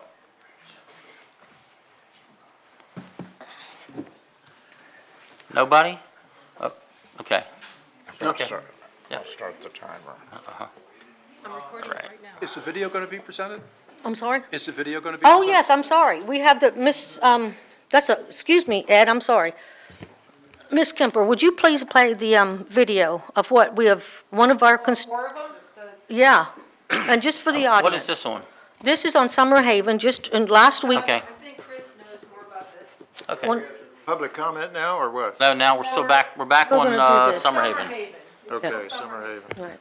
And the reason I want to play this video is a constituent took this video of a Sunday morning down at our Summer Haven dredging project on a Sunday morning at very early in the morning. Our contractor, or the people working for our contractor, took their machines down into the bed of our river, stole the public sand down there, went up over the just finished sand dune that said, "Do not stand here," or whatever, drove over it with their dump trucks and deposited that stolen public sand underneath a private home, two of them, they're both vacation rentals. And what I'd like to show you is what they did, illegally as far as I can tell. And Mr. Mike, if you would look at that carefully, because remember you telling us we could only dig so close to the muck in Summer Haven because it's contaminated. Please look at the color of some of this sand as we play the video.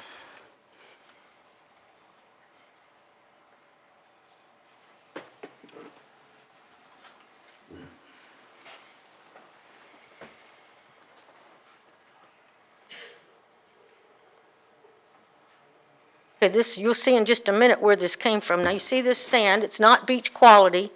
It's been deposited here on a private individual's property and is being pushed up under his house. In a minute, you'll see how they got this sand.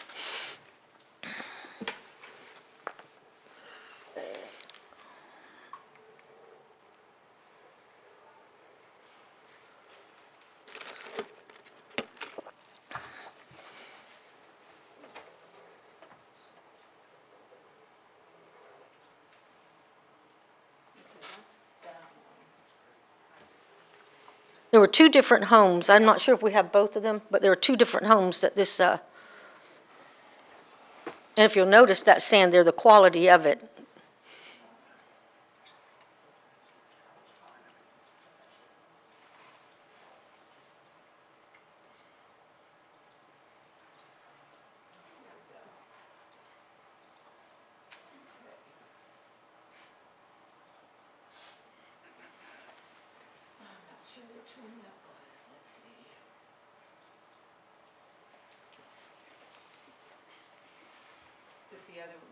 All right, is that, oh yeah. Now you see the color of that sand there? This, when you see them dredging it from, look at the tracks on the sand beam there, sand berm. They came right over from the river with truckloads of very black muck sand full of shell and God knows what else. Mike, you were saying, what kind of contaminants could have been in that muck underneath the white sand? Heavy metals, petroleum? What is it that we were supposed to stay away from? I have no idea what kind of contaminants are in that muck. Generally, we avoid muck because of the silt content in the color. Silt, the fine material. We have to Right. try to make sure. But like we were only supposed to get, we couldn't get within 6 feet. All right, well, this is 6 inches of this. This is not part of the Summerhaven River Restoration Project. Right, Okay, I just wanna understand make that. that So clear. this, our contractor did not do this on our dime, correct? What's the I don't purpose know of who's doing this? I'm about to show you. It's a y'all remember in Ponte Vedra where somebody decided to rent some bulldozers, go down to the beach and push that public sand up? Heavy fines Right. for doing so. This is exactly what's happening. You're about to see them going right down into the public, look at that. That's the Summerhaven River right there. That is our dredging project. Look at the color of that sand. This is just a few weeks after you told us we can't touch anything but white sand to put up on that beach.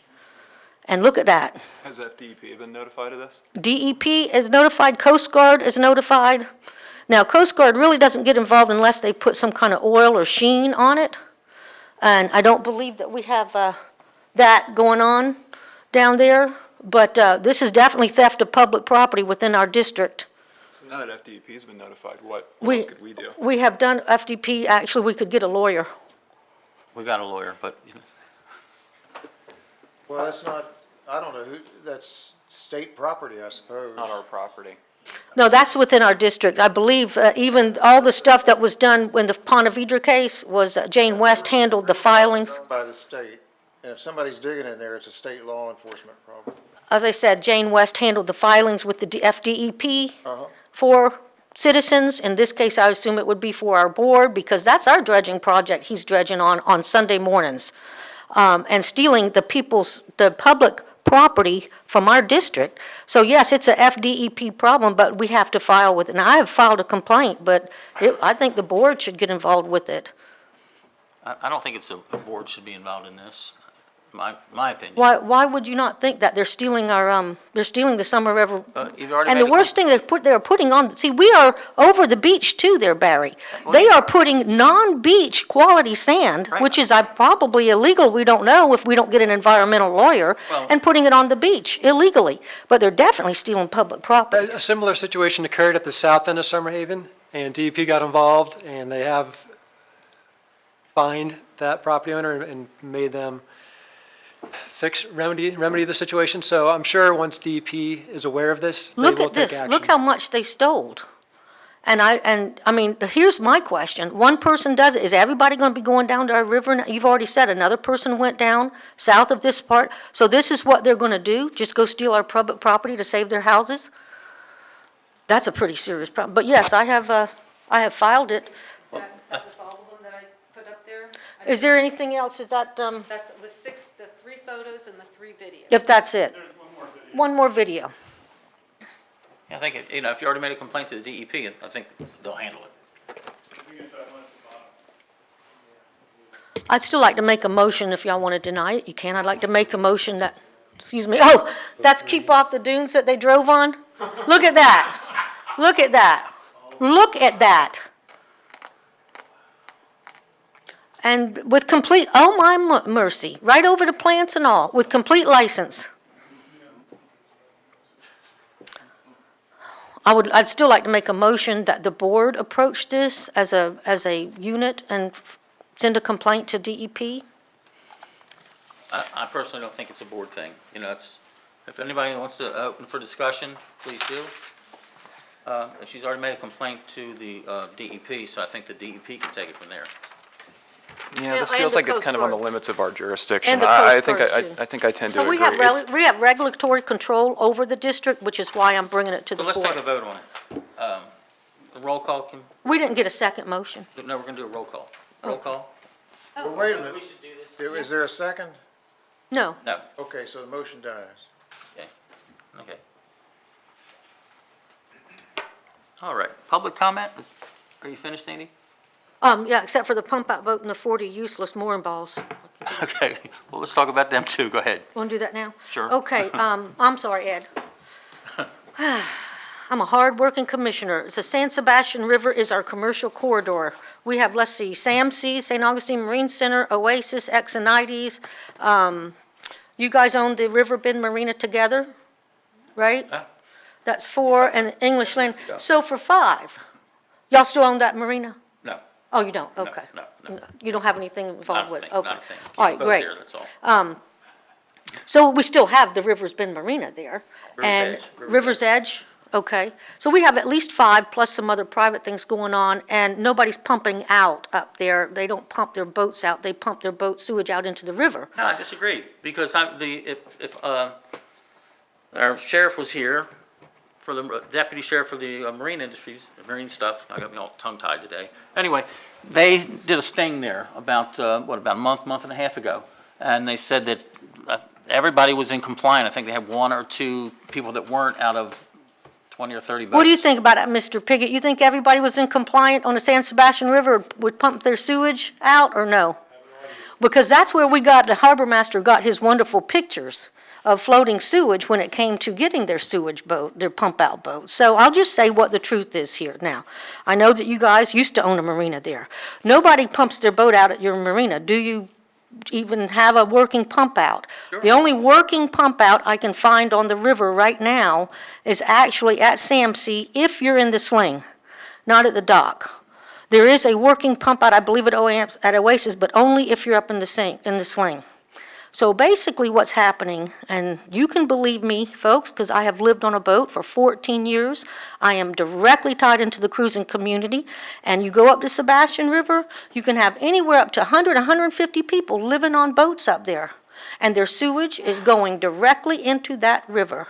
Anybody here who thinks that many people, River's Edge could have 100 people at that one marina. Do you really think that they're all using 2 toilets for their sewage? They are not. You don't have a nice boat with a nice bathroom and go running off it every time you have to go to the bathroom. They are pumping their sewage into the water. Go Go I ahead, got I'm a guy sorry. here that runs River's Edge.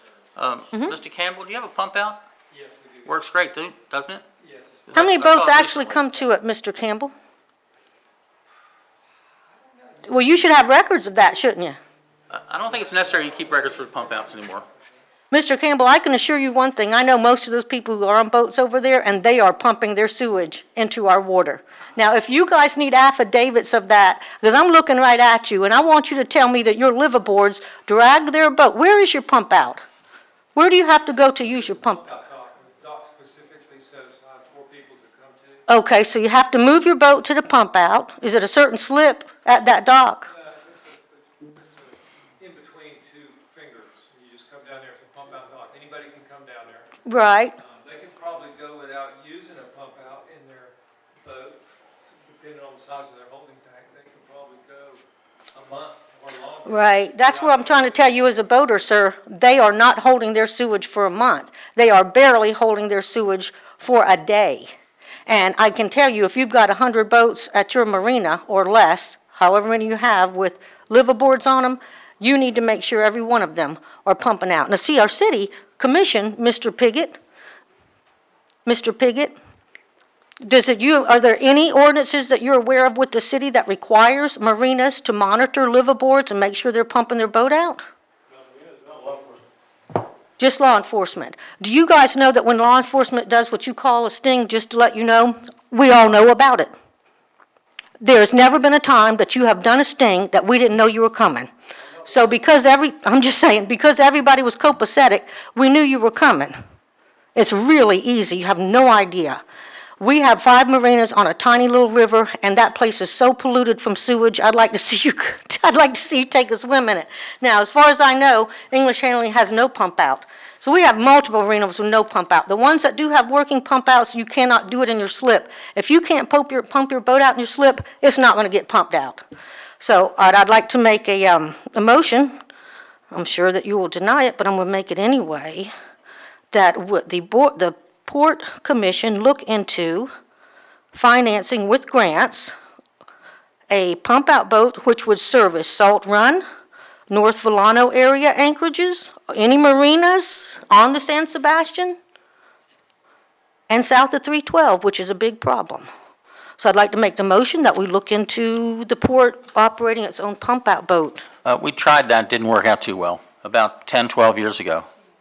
Yes, I remember you guys spent over $20,000 with the conch house, and I will tell you something, Mr. Barry. If you think that boaters, if you have to have a pump-out boat along with the enforcement. You can't just send a pump-out boat to Salt Run and ask people, hey, would you like to pump out your boat? Sounds like something for public I would rather throw enterprise. it over that side in a bucket is what they were thinking, but I was saying, you can't have a pump-out boat without enforcement. Ask Marathon. They figured it out, and it was a mess down there. You live on your boat, and the pump-out boat doesn't come to your vessel, you're going to get more than one visit from FWC until they figure out how it is you're not pumping out. Mr. Chairman, since that's the money item 2 that Commissioner Flowers is bringing before us, I'd like to suggest that she get an estimate what this would cost us and bring it back at the next meeting. Yeah, that would be good. Can you do that, Sandy? Yeah, as long as you guys aren't you like to send me off on a wild goose chase, you know. I get a lot of that, and I do an awful lot of work, and It sounds that the real expense would be in enforcement. I mean, it Enforcing sounds to it. me like we've got a lot of people pumping stuff into the water. They don't care about the law. No, They don't they care don't. if if we had a pump out boat and they don't want to pay, what are you going to right. do? Well, And it was not only free. that, When we had it, it was free. We had it wasn't us. I know, but Mr. Chip would ride around and Salt Run and say, hey, what you doing? Y'all want to, the fact is, and here's the problem, Chip didn't really want to pump anybody out. That's not really his job, and it's a nasty job. So there was not much encouragement to actually perform the sewage pump outs on the side of the conch house. Well, they would go to any boat and do it for free. Well, they quit doing it. It didn't work out. Yeah, well, it didn't work out because there's no enforcement. If you don't Why enforce. wouldn't the boaters call and say, hey, man, come pump me out? Come pump me out Well, when every I 2 was days. on my boat, that's what I did. I'd had a standing order to come on around here. They did it 4 times and then they quit. Again, without legal law enforcement, and that's not on our dollar, that's on the sheriff and the city. And Cop Jerry's out there full time. You're living on a boat and do you know some places actually require you to have proof of pump out? And I don't think that's illegal because that's a federal law. You're just enforcing federal laws. Didn't they put a tag on your boat? They'd pump it out and they'd put a tag, and if they came back and the tag was broken, then you get fined. Well, if you are in port, you're supposed to have your valve that allows you to either pump overboard or macerate under the boat locked. All you got to see is Josh coming up the river. You run down there and lock it. My question is, where do you But think? now, I remember, maybe in South Florida, but they used a tag that the law enforcement would put on. And if that it was tag broken? was broken, it wasn't like they could just lock it with. Right. And if they didn't have there was a stamp on it, and if they came back and saw that that tag had been removed or altered, they are assuming that they pumped out illegally and they would be fined. That's, It's a real problem, and with it's a real problem. When you Yeah, see it's a people problem with dying people from who this, don't these care. things they're getting out of the water on a Sunday because the water's warm and all the sewage, it's a real problem. And the nice thing is, I think there's a federal grant or something that pays for 50% of the boat, and this type of project could be a public-private enterprise where all of those marinas on the San Sebastian could easily throw in a few dollars, or labor. Like Monday, Johnny Spires has the guy running the boat. Tuesday, Oysters Creek or whatever, River's Edge, could run the boat. It could be a public-private thing and actually not cost too much other than the insurance. We would not, I don't think we would have to actually hire a full-time employee to do it. well, it's the enforcement. If it, right, now we'd have to bring in, We You need can to bring talk a to the pump out sheriff's office boat. about it right, too, you'd and make have to sure get they actually Mr. back it up. Underwood on top of that, but Marathon managed to pull people around. You were scared to death to do it. It's not gonna fix bucket dumping. And that's your south of 312. And see, again, Mr. Josh went into every boat down there, and everybody was in compliance, and not a single boat has moved. So where do you think that they pumped out? Well, they didn't. Just because they're in compliance that minute doesn't mean they did. So I'll bring that back on a estimate. Well, I think it would have to include some kind of enforcement thing, because, I mean, getting a cost of a pump-out boat isn't gonna solve the problem with people willingly, illegally dumping their crap into the water. So, I mean, Yeah, it it'd would have to be have enforcement. a pump-out boat with a law enforcement officer on it. No, not on it. Absolutely not. Here's how you do it. Here's how Marathon does it. The people running the pump-out boat, this fellow over here knows everybody that's living at his marina on a boat. Okay, first of all, they could have that lock. We have the, law enforcement has the right to board the vessel, to lock the vessel. We could possibly work with the city on doing something with a proof of pump out. But the law enforcement part wouldn't cost us anything, and they did it in Marathon, and there's a lot of boats there, and they had a real mess down there until they brought that in. But it would in fact take a lot of attention by FWC or the sheriff to get people on board. So do you want to maybe also consider adding as an agenda item for next month, talking to Put that, yeah, I'll get the, sheriff's office right. and FWC, because. I'll speak to the stakeholders and see if they would be willing to, again, when you think about what it would cost, see, some cities have gone in and said, look, they do an ordinance that says if you're gonna have a marina with liveaboards, you have to install a pump-out system so they can pump that boat out in their slip. I'm assuming because everybody knows, rarely will a person move their boat around for a pump-out and then move it back. It's rare, exceedingly rare. I would. I do too. In 14 years, I never put my sewage in the water.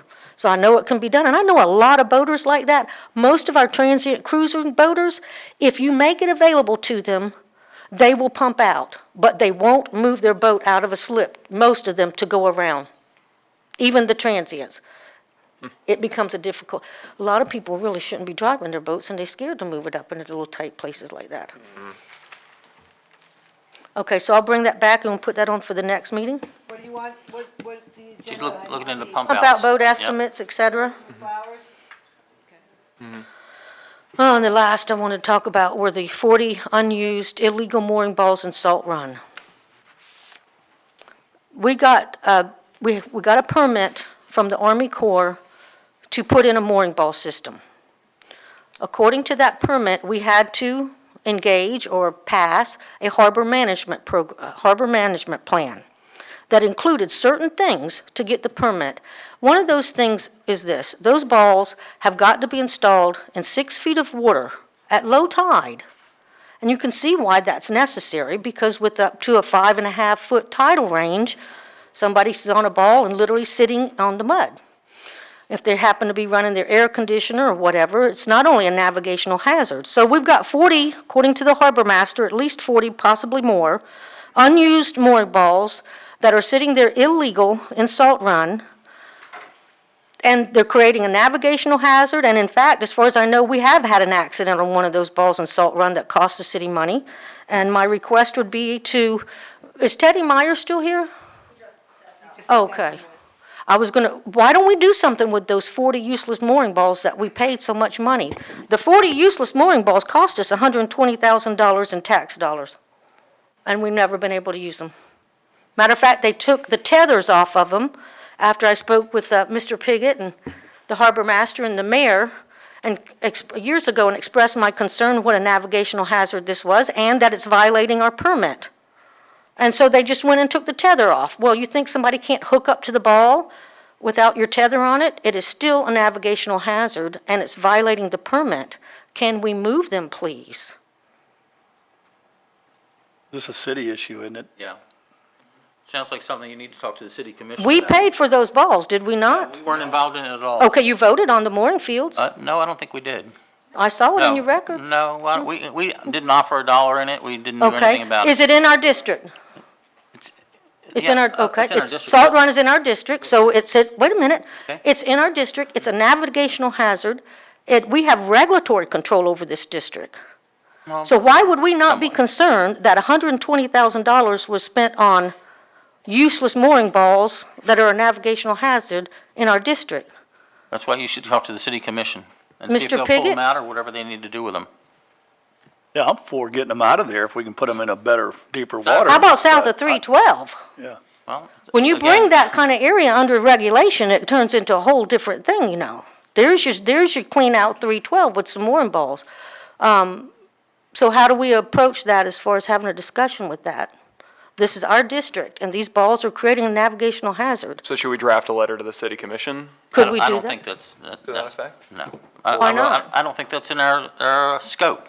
I think it's just simple, just to go and talk to the city commission.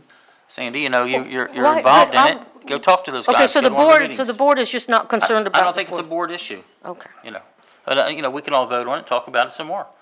You know, it's, the city planned it, the city had its own, Mr. Piggott, Jim, did you the wanna- city come to the, did the address city this, come to Jim. the, Yeah. to the board here for questions or a vote on it? Because I believe there was a vote on it, but Jim maybe. Piggott, City of St. Augustine. Short answer is when those balls were installed, it was permitted. We went through an engineering company. It was put in appropriate depth compared to what the permit said. And since then, we've hit with 2 hurricanes. We were going to dredge it out. We had Hurricane Matthew, Hurricane Irma. We don't have the money to dredge that field out, but it's on our plan to dredge that field out.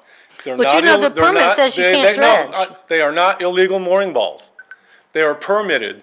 They are in a permitted mooring ball area. They We are? just don't have the ability right now or the finances to dredge it out. Your permit states you cannot dredge it out. The permit from the Army Corps that I read very carefully says you cannot dredge in the I have mooring to field. review that, but then you could Okay. always apply for an addendum to a permit as well. Okay. So, but when they were put in there, I watched them have to wait for high tide. They were put in there when it was still 3 feet. I totally disagree. When they were put Well, in it's on there, the they were- NOAA charts. They were put in there at the correct depth. They were not, okay. Hey, Hey, Jim, Okay. Jim, do you know what it costs to set one of those mooring balls, regardless of the cost of the ball? to put one in? Yeah, what do they cost to auger those down? Do you have any idea? The harbor master I told me think 8 or 3,300. 9 years ago when we installed them, Yeah, probably a couple $100 each. yeah. No, sir, the harbor master told me it was $3,300 to To install each one of them. those We didn't say balls. buy the materials. Yeah, just to install them. I'm just wondering if it Yeah, it was a would bit- be cheaper to move them than to dredge. Well, is to all. move them would be opening another issue. One, that's in the city limits, 312's not. Two, when we put the mooring fields in, we had a great public output and concern about where we want to put the mooring balls, because we still want to leave available space for boats to anchor without paying a mooring fee. Right. So that's part of the thing, but our intentions are to reuse that, eventually when we can find the funds to dredge that. So those mooring balls couldn't go to 312 without you selling them or giving them to the county or whatever, is what you're saying? Correct, and then we would be, yeah, that's correct. Yeah, okay. And if they are in less than 6 feet of water, even now, they are illegal according to the permit and a navigational hazard. Public comment. I think that's all I got. All right. Now we're at the point, public comment.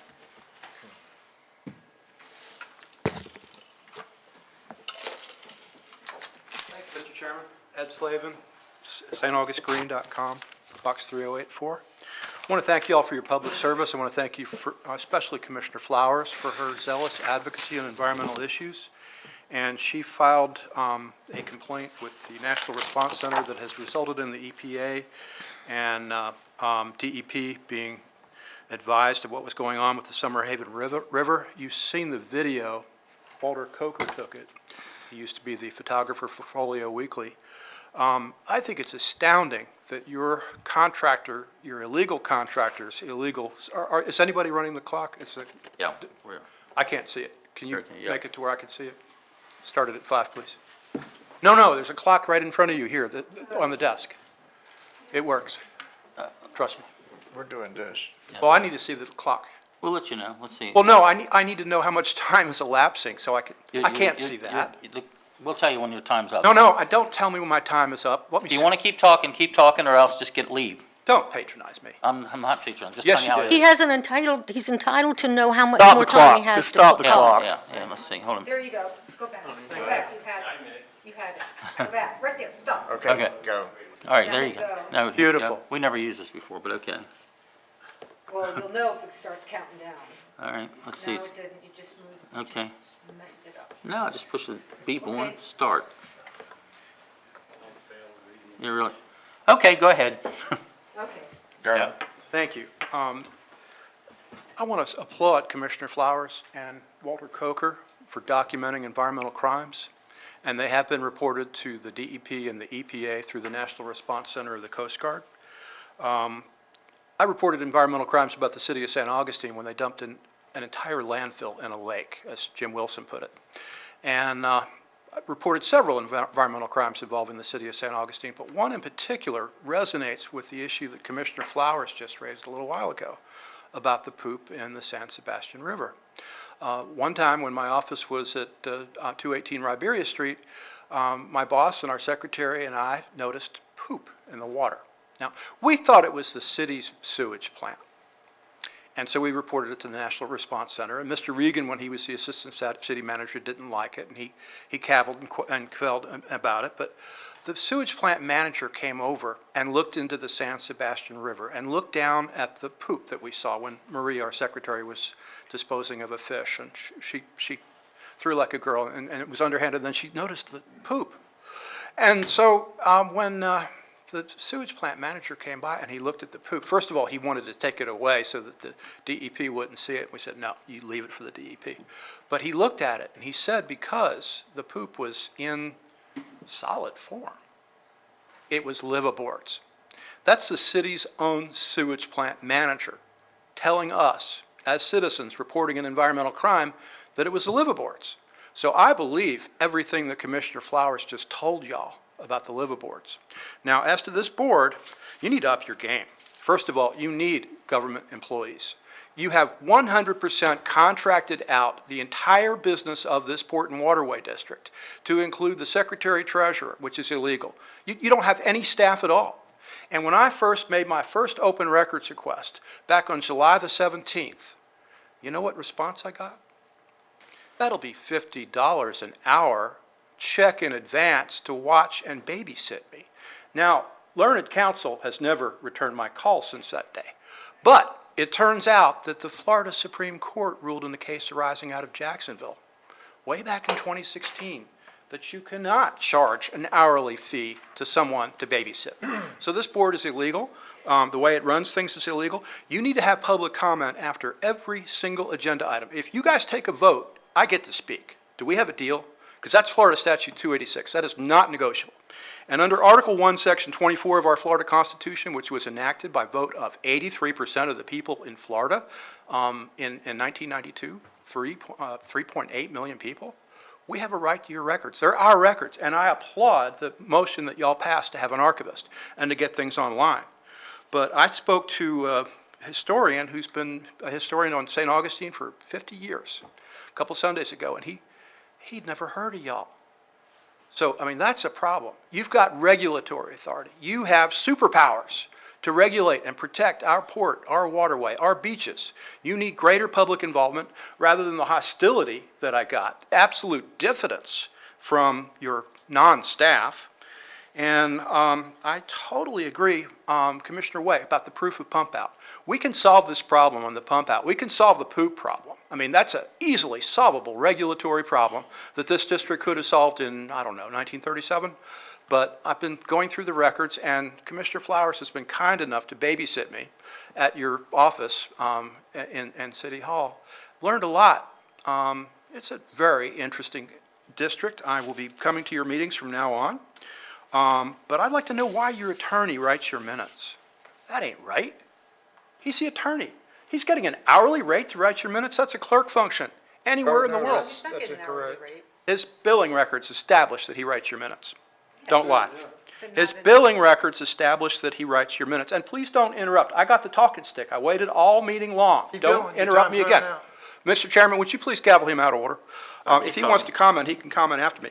And why in the name of all that's holy are we paying someone $1,100 a month to be the secretary without time records? Now, I contacted the U.S. Department of Labor Wage Hour Division. I was concerned she was being underpaid, and I asked for her time records. I haven't seen any time records yet, but if you've got a Fair Labor Standards Act issue here, if you've got a mischaracterization issue, that involves both USDOL and IRS. You've got some very serious issues here. Commissioner Flowers has raised just about every single one in her letter, and I look forward to the Attorney General answering those questions. And I look forward to your next meeting. Thank you. Thank you. Okay. All right. Our firm is contracted, not me, so All right. it's a contract with the firm, not with me personally. Okay. I'm appointed by you to do the Secretary Treasurer. That has no legal contract. Anybody else from the public? The port signed it, the port agreed to it. No, ma'am, you Hey, let's- didn't. let's It's not- a hey, letter we're- of intent. Let's public comment. Go ahead, sir. Good afternoon, Mr. Chairman and fellow board members. Reset the timer?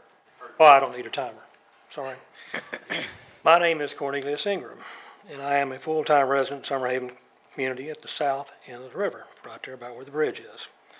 And a few of the things I'm fixing to comment about you probably already know, but the Summerhaven River Restoration Project provides a number of benefits. One, the environmental impact of restoring the river.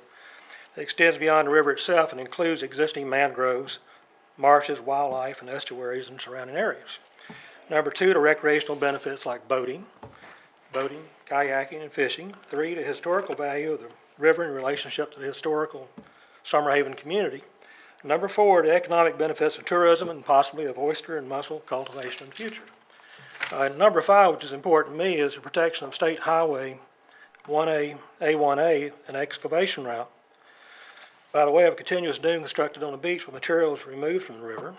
And there's no armament on the east side of A1A at the entrance of old A1A South going north up to the Summerhaven community. So I'm just here in support of perhaps, I understand there's a request to expand the permits to take the sand out at the south end and perhaps put it on the beach and in the near future, perhaps in relationship with the core project and the FEMA project, which the county is going to be involved in the last quarter of this year, the first quarter of next year. The value of the completion of this project is very important to so many people and for a lot of different reasons, and I thank you for your time. Thank you. Okay. Thank you. Tell us your name again, please.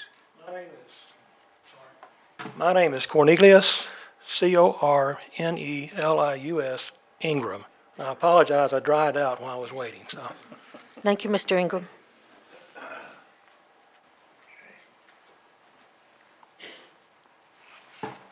Good afternoon, Commissioners. Thank you very much for all the services that you provide. I'm especially impressed with the, yes, I think it's working. I was especially impressed with Commissioner Flowers and the fire in her belly. I think there's a lot of great information there that, and she knows what she speaks of. Concerning the Summerhaven River,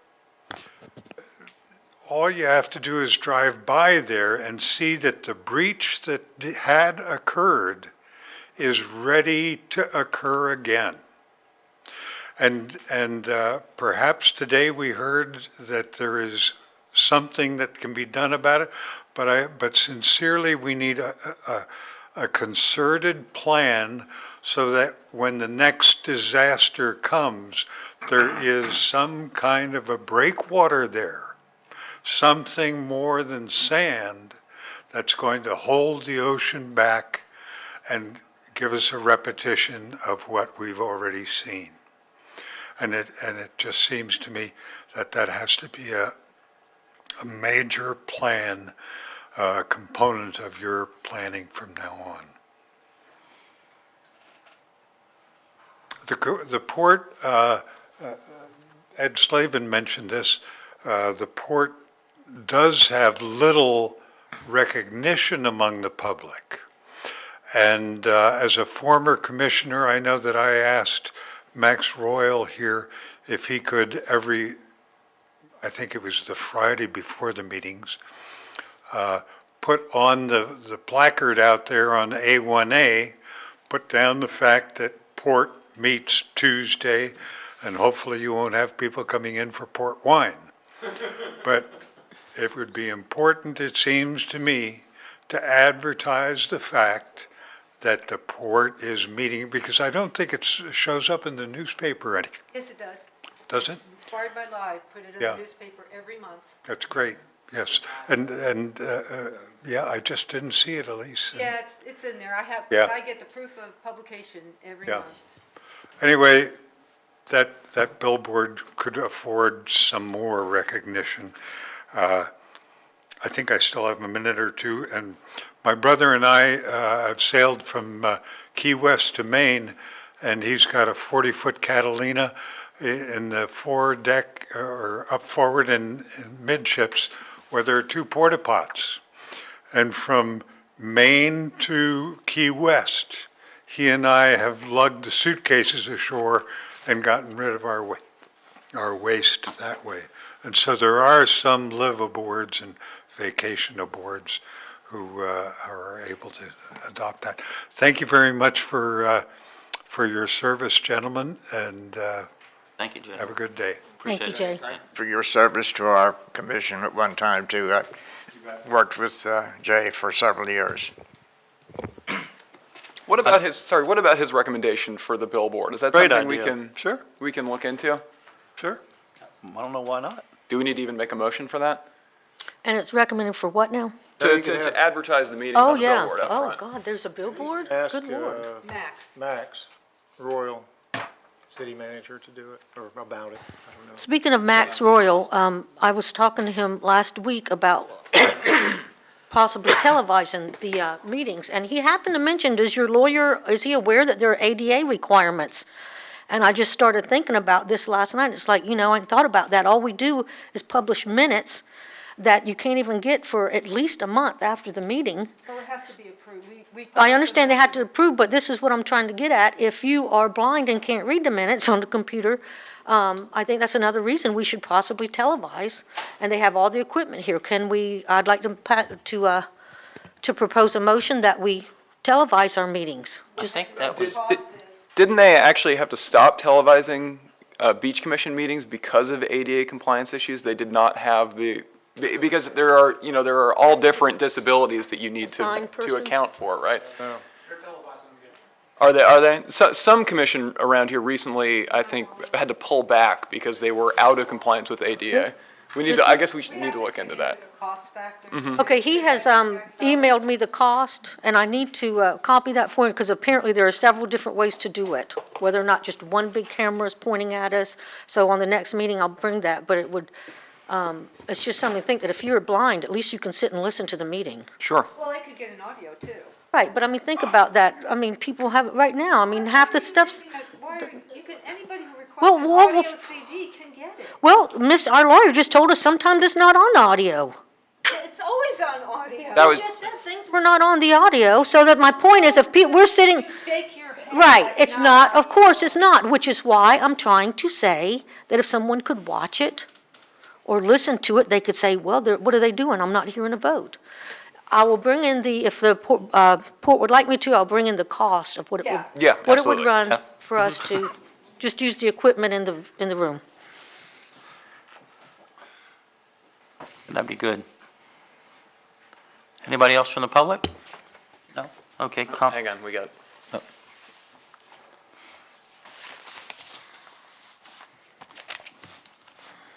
My name is Ellis Zara, 9167 Old A1A. I think that's the protocol here. I wrote some comments down because I knew there was going to be a time restriction, and I thought it was going to be 3 minutes, but it's 5. But I do want to say that these are my personal comments. They are not attributable to the Friends of the Summerhaven River, nor is there any relation to any discussion about the river that came about today. Commissioner Flowers recently made a public statement on the internet criticizing the port and me. She did so in her position as an elected member of this board. Her statements regarding the port have been refuted by your legal counsel in a written statement to each of you. Her statements about me remain unaddressed until now. I am a private citizen and a person who has paid taxes to this board for years. I've appeared before this board since 2008 in support of the Summerhaven River, and I always have followed your proper governmental and administrative processes.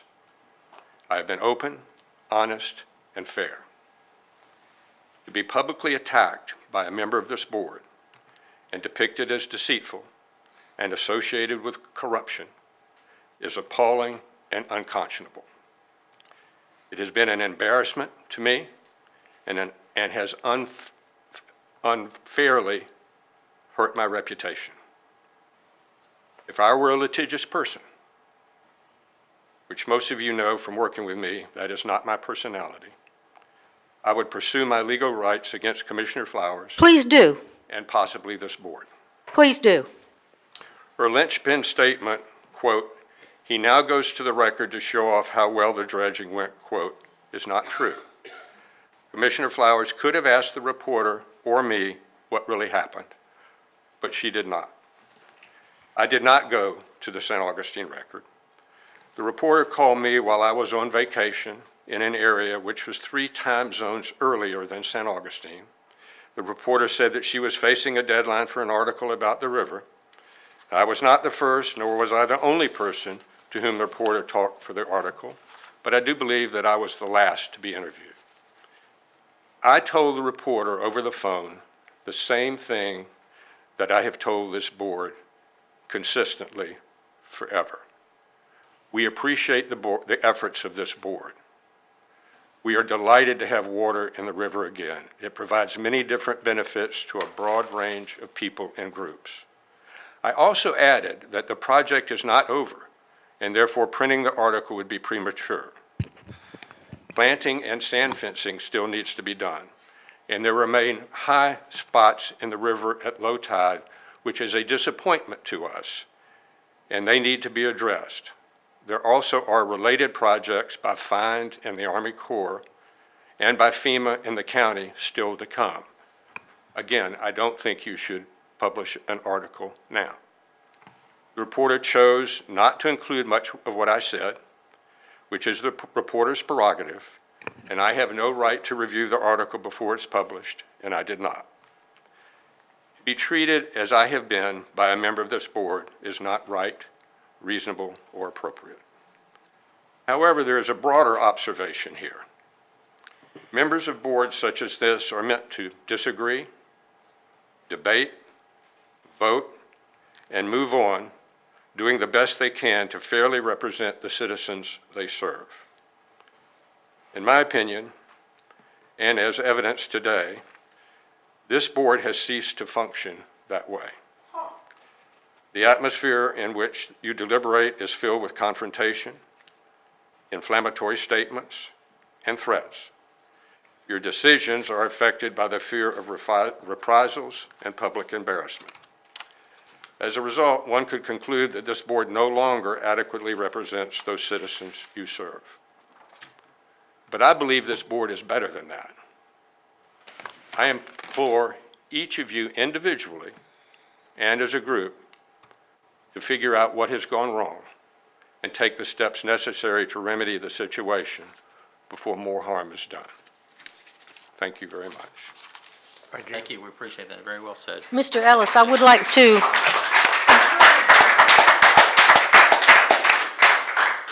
encourage you, if you feel like I've slandered you, to file a suit against me, number one. And number two, because I'm elected a commissioner of a board does not mean I give up my constitutional right of speech. And that's what I was practicing. And I have a right to express my opinion as a commissioner anytime I choose to, especially when you, first of all, I think your 5 minutes are up, especially when you come here and tell us how disappointed you are and how you need $92,000 more that we had to give back. And then you go to the record. The mistake, I can understand. I've dealt with Sheldon Gardner. She doesn't say what you tell her. She makes up her own stories. So the question is, I wouldn't speak to the record. I'm sorry that you did. But when I opened that thing, after going down there on spending a Sunday on at low tide to see what y'all had going down there, and I saw that the record had taken a picture, not only at high tide of the Summerhaven River, but the highest tides of the year, the day they took that picture. It was well over above, a foot above mean high tide. They waited to take that picture then. Isn't that curious to you? How can you stand before us and tell Mr. Mike over here how disappointed you are, and then go to the record and say, you're not disappointed at all? It looks great. I don't think you were listening to me. What I said That's what the record says. What I said was, I did not go to the record. They came to me. Well, I know you think my 5 minutes are up. Well, Give me a chance. Or is his 5 minutes up? You made Mr. Slavin stop at 5 minutes. Are they up? Mr. Slavin, I'm sorry. Are they up? He was not being attacked. That's not the question. You're making a public comment. Is his 5 minutes up? I'm going to give him extra time because it's important that he can, yes. Okay. Right. You attacked him, so he Okay, can again, you respond. came in here and asked for money and told us how disappointed you were with the project. And I'm sorry that you gave information in the record did not represent you right, but that's a problem you have with the record, not with me. I have to go on what the information presented to me in a publicly exposed newspaper.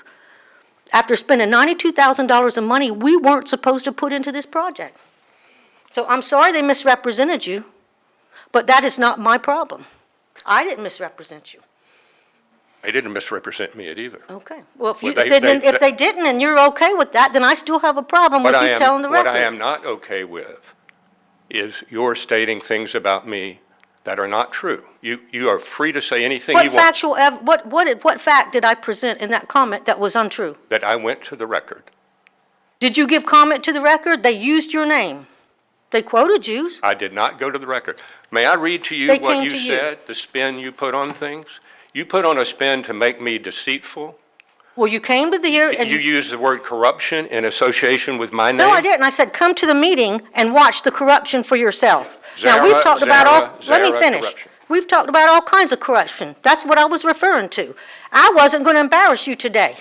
I tried to keep this out of it based on a phone call I had earlier this morning. I have a whole long list of stuff about that article and about the Friends of Summerhaven. We could have drug through the mud here tonight, but I decided not to do it. But please don't come to our board asking for money, telling us how disappointed you are in a project that we just finished and you need this extra money, and then all of a sudden, if you had gone on after my comment and said right there on the site, the record got this wrong, that would have been one thing, but you didn't defend yourself. All I had to go on was what I had in the paper. There's a form right there for you to go and say, I didn't say this to you, Sheldon. This is not what I meant. But you didn't do that. Is the forum to post things on the internet? No, it's right there on the record to make comments right after that story. I'm not going to engage in that. I come here before the board that I addressed, that I asked for $92,000, that I expressed my disappointment. None of that is wrong. You voted for the $92,000. I did. I feel so bamboozled. I feel literally lied to.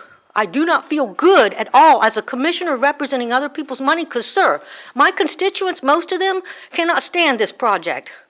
I took it upon myself to give money that I know nobody else wants to spend. They're tired of hearing about Summerhaven.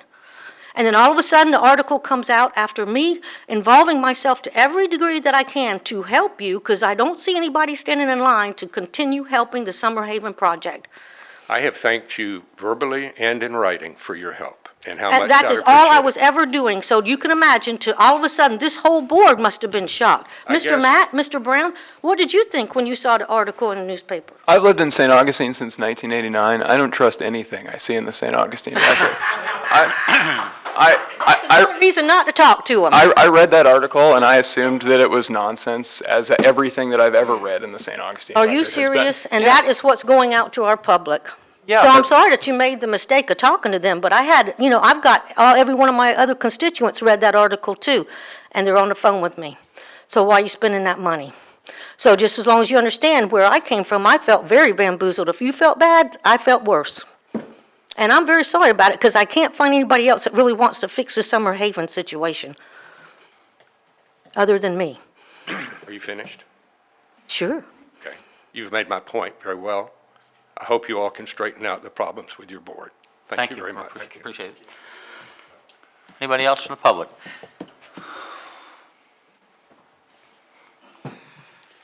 How do you put this thing on? I can do it on here. Linda Ginn, Friends of the Summer Haven River, 9051 Gene Johnson Road. Okay. First of all, I apologize to everybody out here who is sick and tired of hearing about the Summer Haven River. 11 years ago, when I was sitting on my dock crying into my coffee cup about the mess we had down there, I said to myself, okay, you can sit here and cry into your coffee cup, or you can do something about it. And that's what we've tried to do.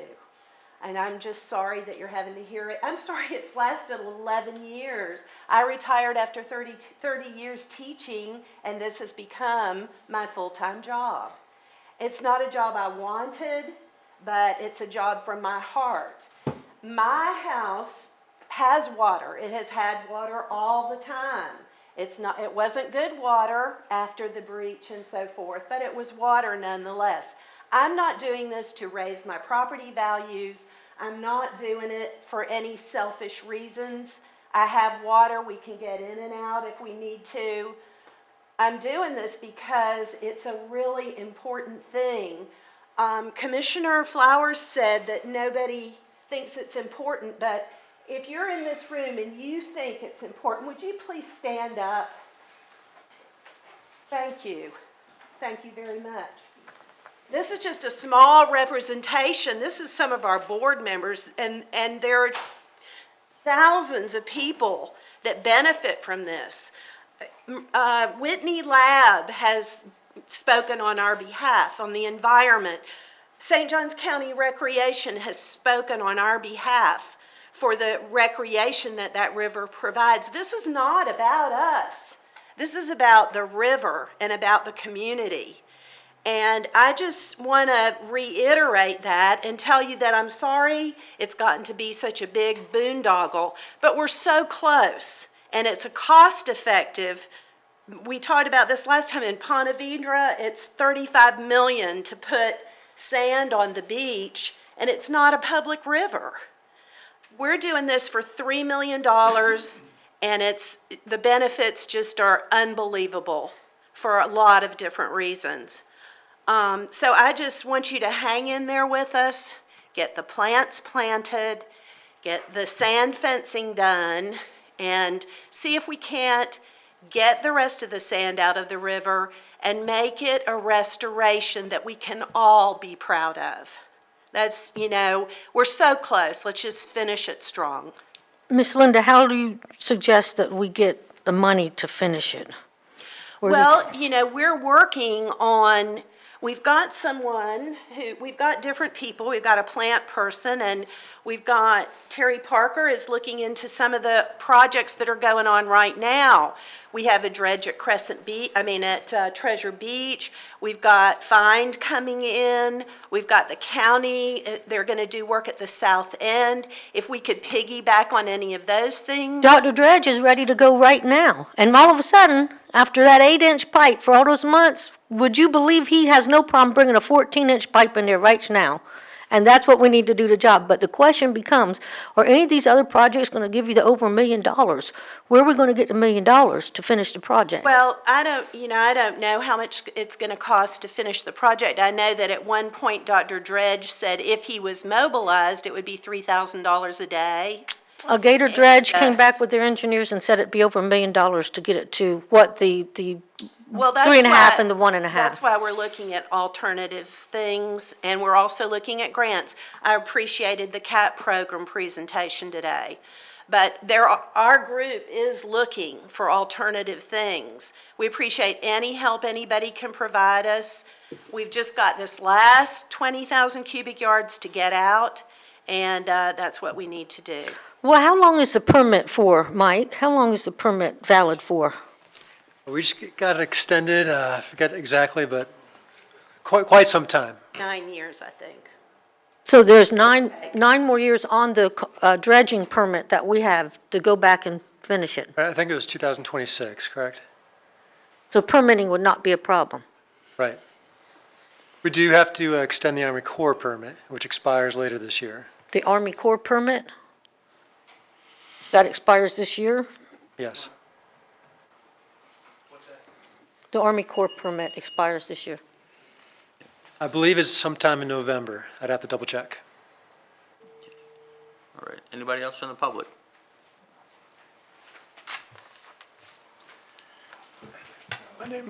My name is Walter Coker, 291 Cubbage Road. First of all, I was the one that shot the video and the photos. I've been documenting the project not because I want to see it fail, but when it began, I was a photojournalist all my life. When it began, I was asking Mr. Trudnak and Neil Shinkry and everybody I could how this project could work. I've been on the beach in Florida all my life, and I'm not an ocean engineer or a coastal engineer, but I could not possibly see how you could put that river back. I love that river. I fished in it starting in 1980. I used to keep my boat there when I lived in Gainesville. I used to launch my boat in that river off the side of A1A in the 80s. I loved it, but I didn't see any way you could possibly put that river back. And unfortunately, I've become, it's become accurate. You couldn't replace that river, what took nature millions of years to do. You can't go down there with a few $1 million and put it back. That river used to have 20-foot holes in it that the trout would get in the middle of the winter when it was freezing cold outside. And the other question I had was, what's going to keep the breach from happening again? There's no plan to armor the beach. It's always going to break through because you have all that granite to the north, and it all piles up at the very end of the rocks, and there's no mechanism that will ever stop that from happening. So to me, to keep dredging and putting that sand on the beach, it's a sad, it's heartbreaking situation. But is there anybody nobody's ever answered my question about how that river could ever be sustainable and kept in place, especially now we got, rising sea levels, more intense storms. Is it possible to answer, ask a question to maybe Mr. Trudnak, like, is there a vision of a way to keep that thing from opening up again? Is it appropriate to You're ask a talking about that question? breach that we're talking about? Breach, it happens, 4 or 5 different places every time we have a big storm event. I'm wondering, in the CAP program, there was one of the authorities that dealt with just that kind of emergency situation, and I'm wondering if we couldn't, except for these permits, once the breach occurs, then we go out and we need almost like some kind of standing permit, so the minute it occurs. They do it now. Whenever a breach occurs now, they're immediately on it. But the point being is, like in the long term, years down the road, unless you have a permanent mechanism in place ready to start pumping like they do down in Palm Beach Inlet and stuff, where they pump sand all the way from the north side to the south side constantly. Unless you armor that beach, you're always going to have breaches coming in and sand filling in. It's just the natural process now. Is there a possible way to keep it in place? Without armor, there definitely is a long-term maintenance issue that has to be addressed, and that's working with Fine and the Army Corps of Engineers with these maintenance dredging projects, as we're doing now. This fall, they're putting about 300,000 cubic yards, maybe more, on the beach. They did that a few years ago after Matthew, and they'll keep doing so every 3, 4, 5 years. So that helps quite a bit to keep the berm and the dune system in place. Mm-hmm. But yeah, as you mentioned, just south of that revetment, that's going to be the hot spot that erodes first. Yeah. For emergency situations, SJ1 has sand. That's 18 miles away by road, so sand can be trucked from SJ1. There's also another DMMA over in Flagler County, not too far away. So there are other sources of sand that could be tapped into post-storm to fill in a small breach. So it's, I mean, there's long-term maintenance, and it can be addressed as long as people stay on top of it. The other question I had, though, is after the heavy equipment was gone, after Turnbull left, and, you know, I thought the project was over. Apparently it isn't. But, you know, you can walk across it at low tide and not get your knees wet.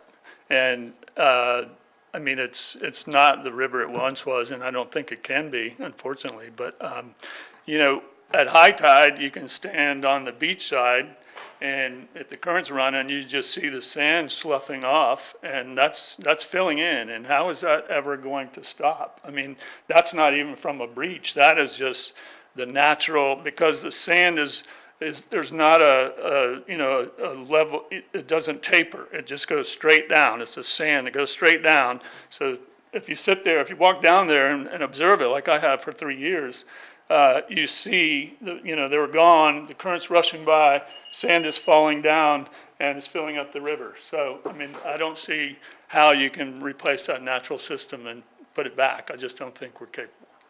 Thank you. Thank you. Anybody else from the public? Mr. Coker, I've had a lot of constituents say that same thing. A lot of people feel the same way. Thank you. All right. Comments by commissioners? Oh, Jay? Okay. Jay Ginn, 9051 Gene Johnson Road, and let's say again, I would like to thank everyone on the board for their unwavering support on this river. I think every one of you all, your heart is in it, I hope so. I would like to kind of address the comment about that, well, the river's just going to fill in, Mother Nature's going to take over, we got sea level rise. You know, if lightning strikes in the forest, do we let the forest burn down, or do we go out and send out fire trucks to try to protect the environment?